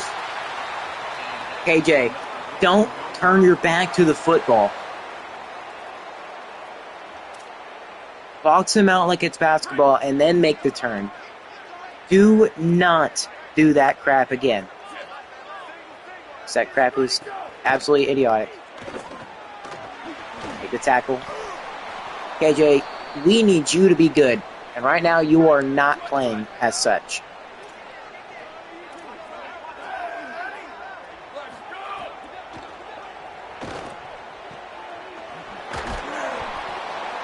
Okay, stop him short.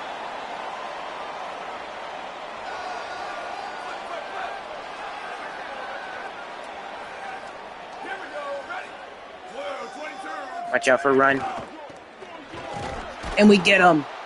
4th and 2. We get a 4th down stop, and we hold them yet again. Minnesota has had no answer to our defense.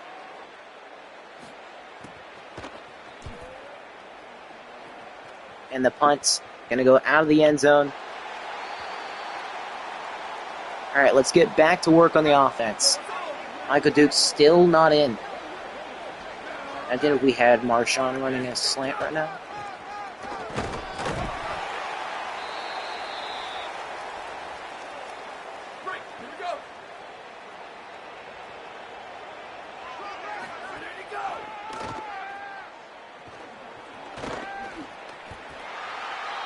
Just take your yards. Make it a little bit easier to convert on 3rd.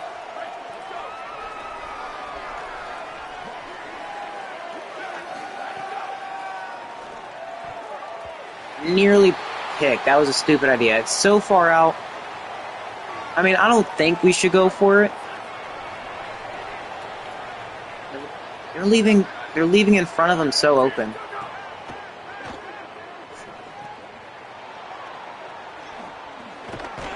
Well, I guess if you just throw it out as quick as possible, you're going to have your speedster get open for you. And we have needed speed at wide receiver just because of stuff like that.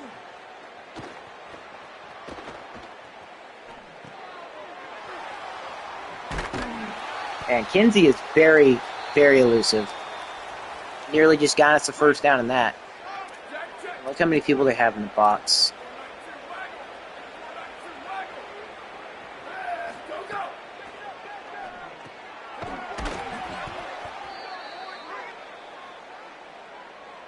We do pick up the first.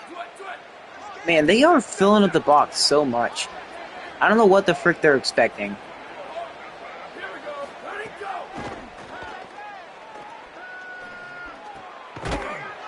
And a way to hold on to that one. We recruited you to be a vertical threat tight end, and that is exactly what you're doing. And they are so concerned with us running the football that they aren't even blocking, or they aren't even getting to us correctly. You know what could work? This could work.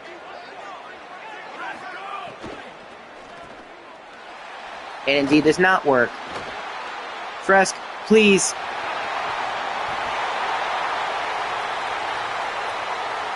Okay, we can't be doing the RPOs. We simply can't. Or at least that one specifically. Thought we could get it to the tight end. No, it was read very well.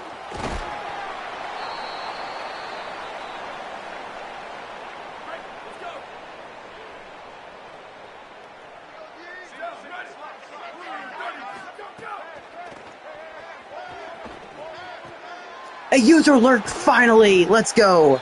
Read it all the way. Reggie Blade. Oh, is that Reggie? Reggie!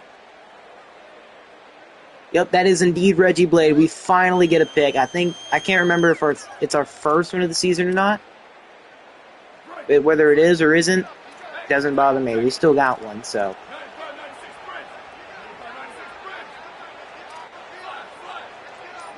And have him run a short cross. This could work.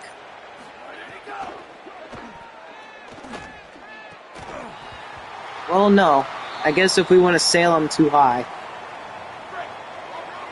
Sail him high.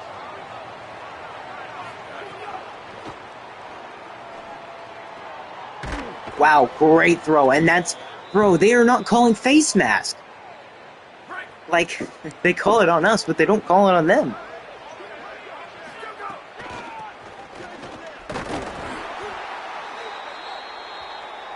Okay, I can't be having my backup running back hurt. Then we're gonna have to start putting people like we're gonna have to start putting our backup receivers. Jason fights through 2 tackles. He breaks. And more. He's on a okay pace.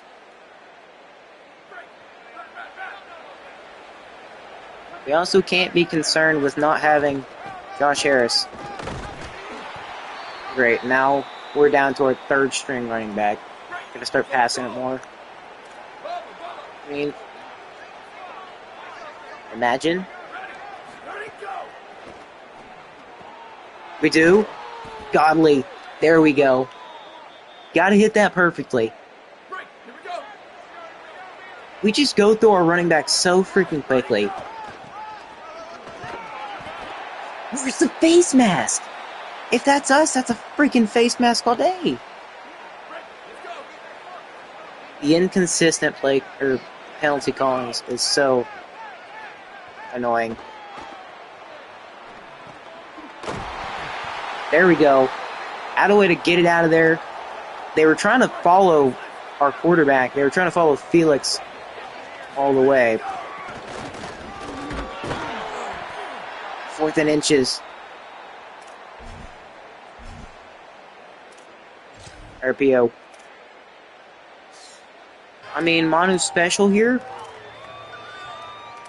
I mean, are they going to call timeout or is that the end of the 3rd? Well, we're going into the fourth quarter with a 18-point lead and the ball. Somehow we have shut down Minnesota's offense the entire game. Don't know how we've done it, but whatever it is, I want to see more of it. And you could tell it's probably just our quarterback having a great game.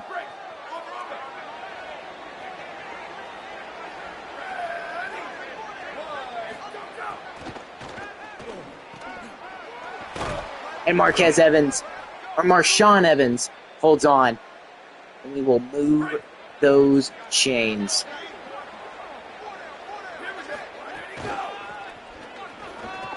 Max Detmer, he's getting in the end zone. Touchdown. The former two-star running back. He's finally getting his shine in the end zone. We're going to go up 28-3. We're on the right side of history. St. Your Atlanta Falcons Patriots Super Bowl now. I was not expecting us to dominate them. I mean, we're on Heisman difficulty. It's just Minnesota just has not played great today. Their offense has not gotten it clicking at all today. They've not really passed it all too well, and their run game hasn't been doing as well as they would have liked. I mean, they've had some big plays here and there, but nothing to get them in the end zone. QB's going to take it. What did you think this was? Peyton Manning and the freaking Cowboys or something? No, that ain't the, what is it called? The freaking mountain or Paris? That crap wasn't going to work on us, Brochacho. That ain't working.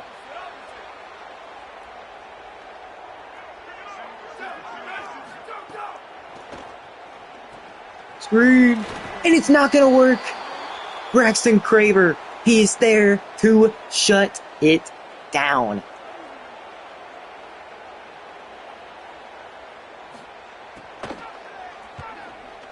This is the most fraudulent top 10 team possibly in NCAA history. No way. No way, Max Detmer. He's going to get a punt return touchdown. How are we doing this? The two-star came to play. He's got a rushing touchdown and a punt return touchdown. Holy crap. 31. Actually, about to be 32-point game. We have just came in and dominated the top 10 team in the country. How on earth did we just manage to do this?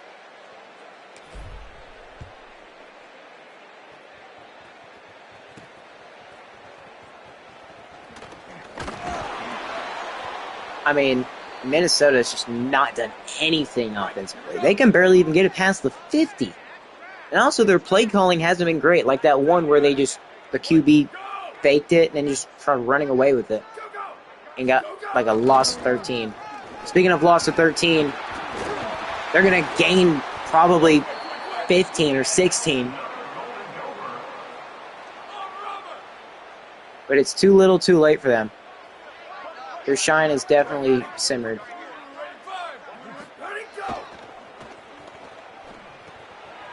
Getting out to a tight end, and it's going to be 2nd and 4.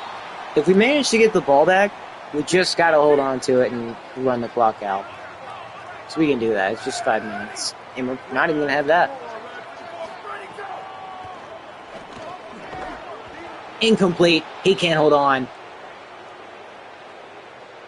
Let's freaking go. Lester Travis gets there and knocks it out. Says, no way, Jose. I mean, we did work on the coverage a lot.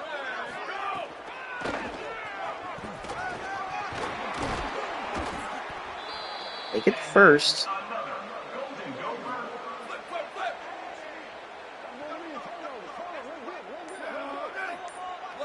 Is this the year Sacramento State wins the conference championship? Well, right now, we might make the playoffs if we play this level. I mean, if we win the MAC, potentially go undefeated, could be looking at a playoff appearance. I do the absolutely unthinkable. And we can't force it. Always got to have a QB spot out there. I mean, we probably should have. I don't know why I decided to do all the stuff that I did. Watch for the run here. They're under center. Well, I guess they're just trying to run the clock out. Because this is too far gone for them to win now.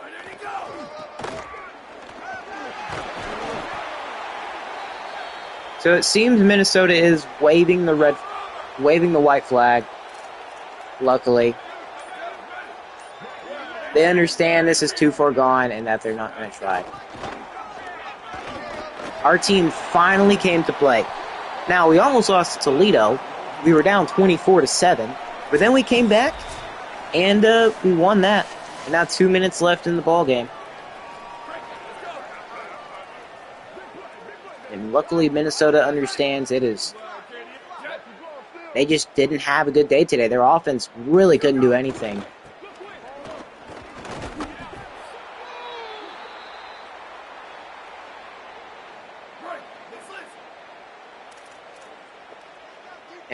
I mean, we completely understand their situation too.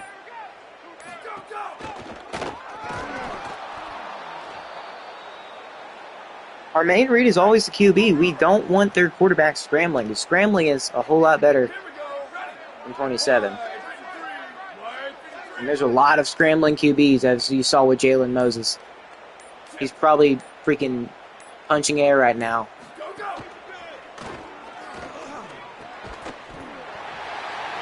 Well, Minnesota will finally score their first touchdown with 33 seconds left in the game. See, now how hard was that? They better not go onside here. Okay, yeah, they're just kicking it off. And the funny thing is, we sat Josh Harris out like half the game. Max Detmer just came in and did everything he needed to. No way Max was about to get a kick return touchdown as well. That would have been sick. But I feel like Minnesota's not going to call a timeout at this point. I mean, they're obviously not going to want to allow a big run.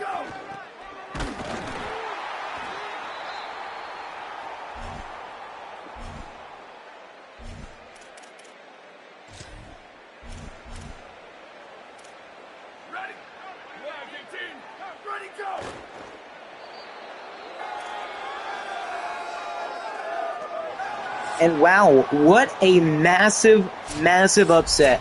We come in and destroy the number 10 team in the country in their own home, 35-10. I don't know how we managed to do it, but we did it. Minnesota was just not able to do anything offensively. Their offense sucked. And then this guy right here, Felix Ogletree.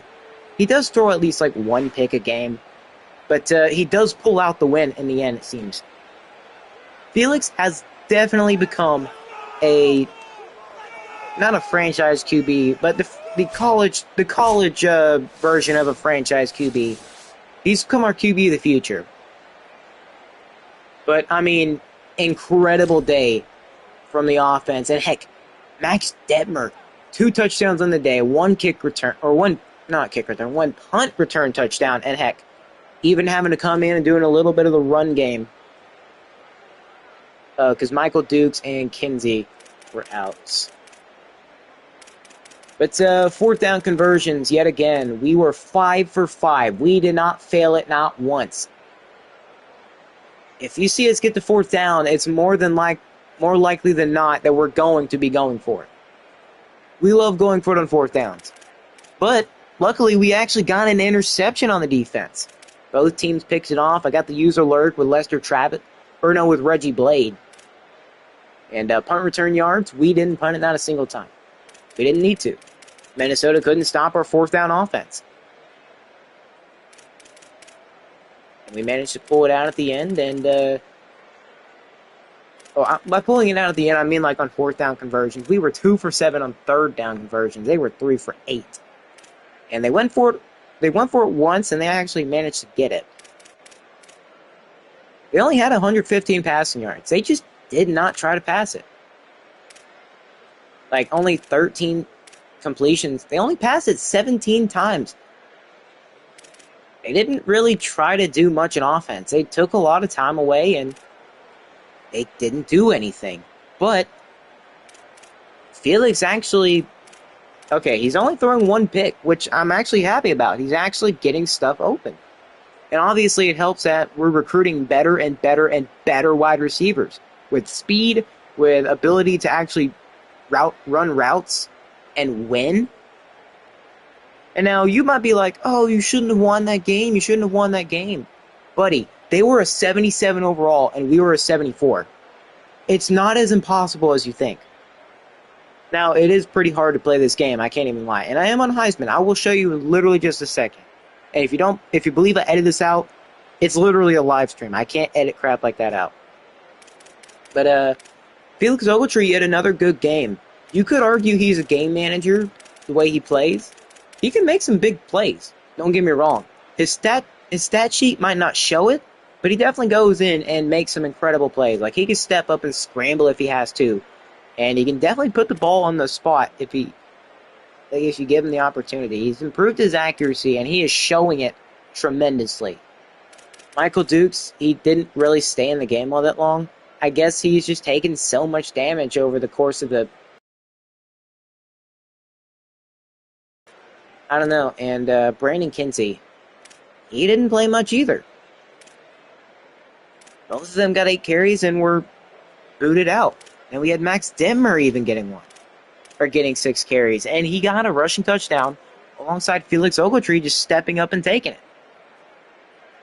He took it, he ran for a 12-yard gain, got down to the 1, ran a read option, and boom shakalaka, he got in there. He is definitely one of the best players on this team. Not overall wise, but I guess both ways. Josh Harris only got 3 catches for 48 yards. He's got recuperation, so he should be getting health back. Or he should be getting his health or his stamina and health back. He wasn't as big of a player in this game as I thought he was going to be.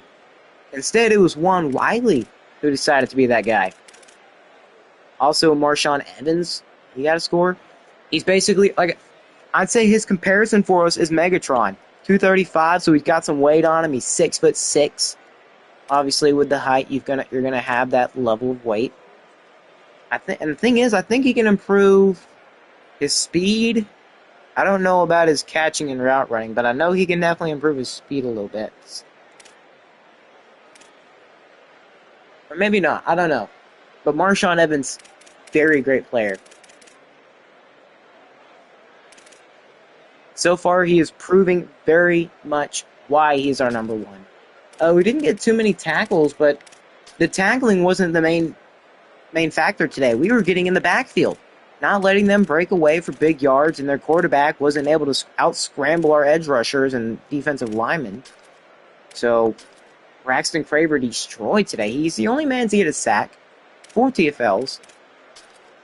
Also, Reggie Blade with the user lurk. We had 1 pass deflection, and of course it was Lester. No forced fumbles, because we just don't do that around here.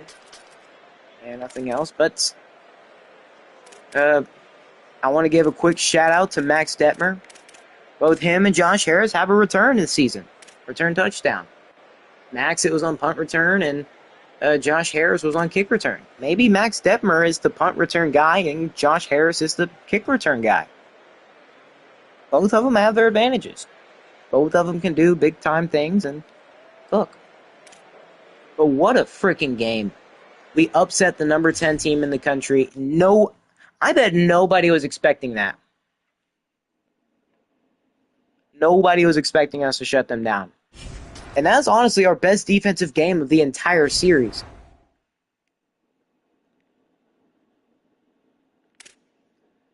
But it's easy to get upset.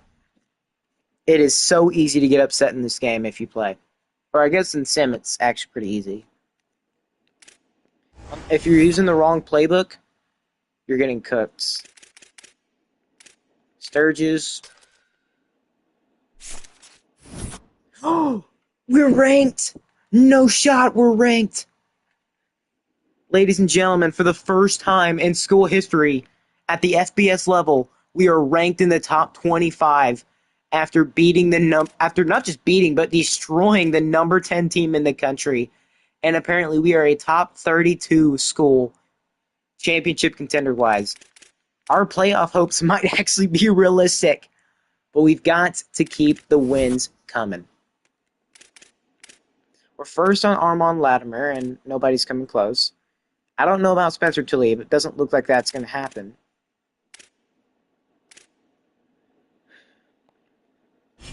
We are actually ranked. How did we manage to do that? Is that Malik Washington? That guy's not named Malik, is it? But how have we found ourselves this high? Minnesota falls to 14, and I can only imagine them being in the Big Ten. They're probably gonna maybe. Well, actually, I don't know what their schedule's looking like. I'll probably go look real quick. They have already beaten. Well, they've beaten two of our conference opponents, Eastern Michigan and Bowling Green. Luckily, Eastern Michigan is 0-3 conference opponent. Bowling Green is 1-2. We're on a win streak right now. But now I feel like Minnesota's going to start losing a lot of games. So that their ranking might go down quickly. And along with their ranking, might be ours.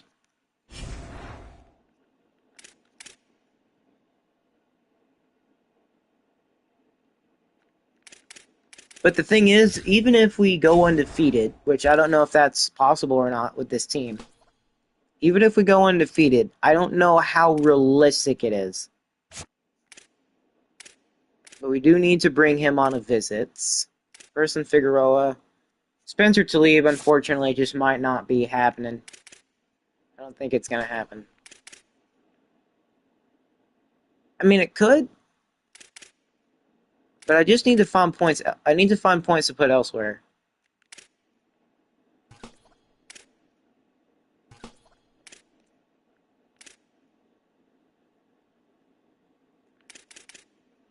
Oh, crap. I mean, we could take off Darren Nagy's points. That's 15. We need 25 more. I mean, Artist Figueroa. Let's see if him. Take off his 25. All right, now we can bring Jabari Ibarra. Let's say... Okay, none of these teams are really all that good. But we know he likes... We know for sure he likes playing time. Okay, I would put him and Josh Harris in the slot. Those would be our two main slot guys. If Josh ain't in, it's going to be Jabari. And the fact that we didn't even have to use Josh like half the time anyways is so incredible. Armand Latimer, I don't think we need to put all of these points into him. You can just keep 25 because we're doing really good right now. And then Artist Figueroa, I do not want to risk since we have a lack of points into him. There we go. How are we actually ranked right now? That is an insane thing to see. Surely Coach Gumbo Shrimp's got to be somewhere in that Coach of the Year race. I feel like we're going to fall out of the rankings. Yeah, Rashawn Emery takes us off. No, we're actually up to 22. Okay.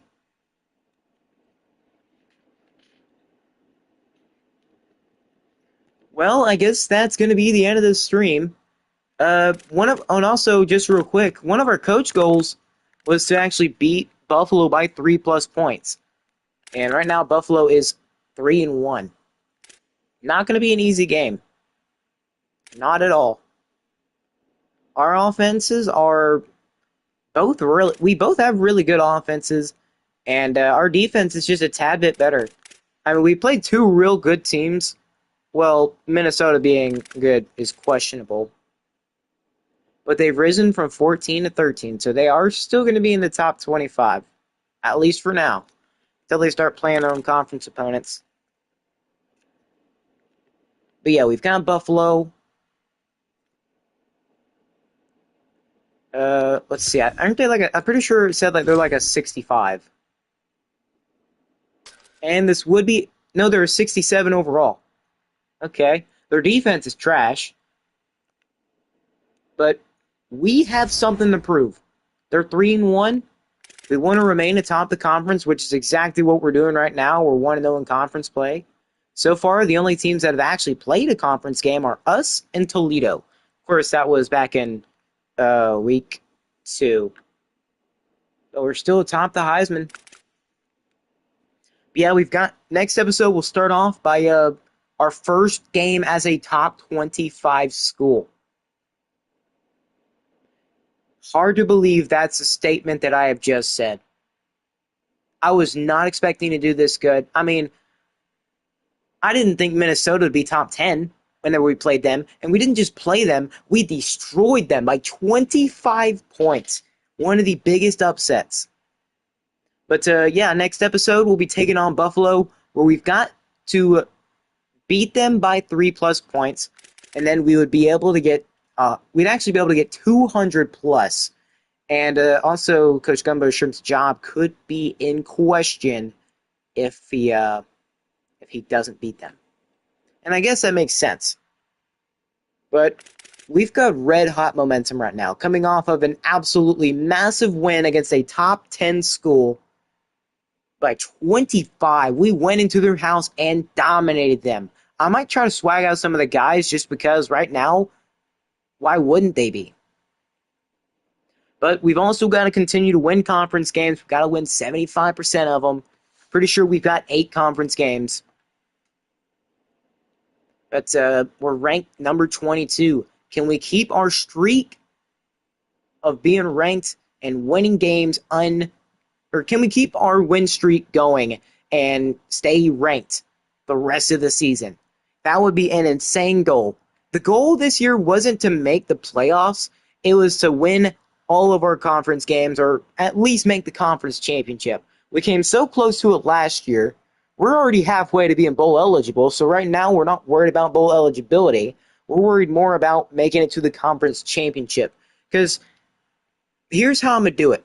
If we can win like 2 or 3 conference championships within not necessarily consecutive years, but if we can win multiple conference championships, that'll basically certify us as one of the best teams, or heck, even the team to beat in the MAC.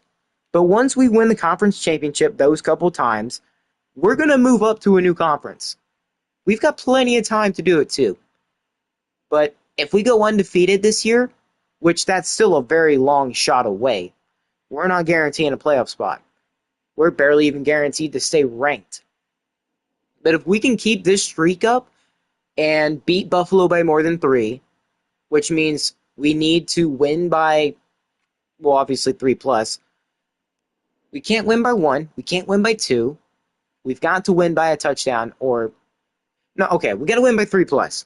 3 or more. But yeah, got to beat Buffalo. Got to win the rest of our conference games. We're already 1-0, and we have red hot momentum.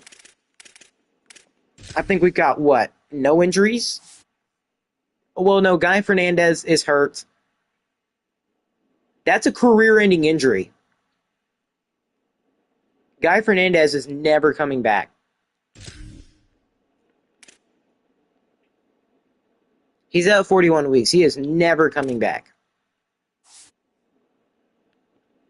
I think he'd barely even survive next year. I don't think he'd even be able to come back. Because if you take 24 weeks out of that, 2 full seasons, which actually that would be about 16. So even 2 full seasons where there's like 16 weeks. Then again, you can also count the playoffs. So he might be, even with 2 full seasons, including the playoffs and the offseason, he might not even be able to come back. Plus, he's a junior. He's worried about brain exposure, so he's going to leave us regardless, even though he's never going to get the play, which is a shame. Got to do it for Guy Fernandez. But yeah, I can't keep dragging this on. There's 3 Oklahoma, really. Wow, the Oklahoma and SEC favoritism is very evident right now. 3 Oklahoma players. But I guess real quick, while I'm yapping, Felix Ogletree's played pretty good. I mean, he's got a 6-3 touchdown ratio, which just turns out half. Well, not half, but he's thrown 3 picks, 6 touchdowns. His goal this year is not to get 15 picks. He cannot throw 15 picks. He was very close to not throwing one against Minnesota, but yeah. And also, if he performs really good this year, he's going to be asking for more money, which hopefully we'll have. Hopefully we will have that. But our main goal right now is winning 75% of our conference games, because you know how useful that 500 NIL points would be? Heck, now I don't know if we're going to sign 5 recruits from California. We only have like less than 13 recruits on our board at the moment. But imagine if we beat Buffalo by more than 3. We win 75% of our conference games. That's just 700 right there. And not to mention the extra amount of NIL points we get. We could very well have over 1,000 NIL to spend. Plus, if we have any award winners or people who freaking, I don't know, maybe it was the coaches. Maybe the coordinators were the reason we were sucking last year. They were good, but they were bad. Indiana also lost another game. How are they in the top 10? They've lost 2 games. Oh, wait, they're down to 21. Wait, what? Oh, wait. Never mind. But yeah, I can't keep this stream going on any longer. Stay tuned for the next episode. Turn on that sub... Or make... Stay tuned for the next episode. If you have made it this far into the video, and you haven't subscribed yet, and you've enjoyed it, why not go ahead and like and subscribe? It helps the channel grow, and it's completely free. It also lets me know you appreciate the work I'm doing. A rising channel. Right now, as I look at it, we're at 122 subs. I just want to say thank you for even getting me to 100. That's incredible. I don't know how I ever got to 100. It started off with me just playing games on my phone, editing using I don't even remember what the app was. I wasn't using CapCut at the time, but now I am. Well, I don't use CapCut for this, but yeah, I just want to say thank you for even getting this channel up to 100 subs. Can't believe I actually managed to do it. If it wouldn't have happened if it wasn't y'all. Y'all are the reason why this channel has as many subs as it does. Y'all are the reason why I want to continue to upload videos, do live streams, and actually make content. Because it's fun. It is fun to record. Now, sometimes I don't want to wake up or stay up late. But yeah, it is. Y'all are the reason why I enjoy uploading videos. Just seeing y'all subscribe and seeing y'all just genuinely enjoying the videos. Heck, even when y'all comment, it just kind of cheers me up a little bit. I like interacting with y'all. Y'all are all cool people. Or, I mean, yeah, y'all are all cool. Y'all live unique lives, way different from mine. It's cool to know that there's actual people that actually watch this, and most of y'all, or at least I'm thinking, enjoy it. But yeah, if you've made it this far in the video and you haven't liked and subscribed already, just do that. But I guess if you have made it this far, I guess if you've made it this far, let's see, what do we want to comment? I guess we can go Sacramento State National Championship.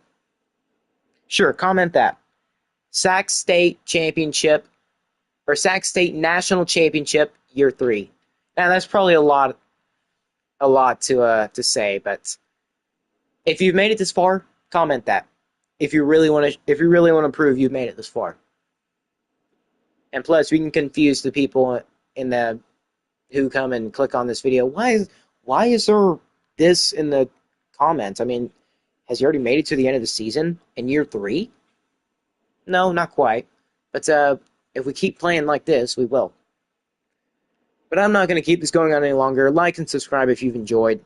But I am Yo Blue Ball 1. We are the Sacramento State number 22 Sacramento State Hornets, saying as always, have a good day, have a good night. Hope to see you in the next one. And peace out, everyone.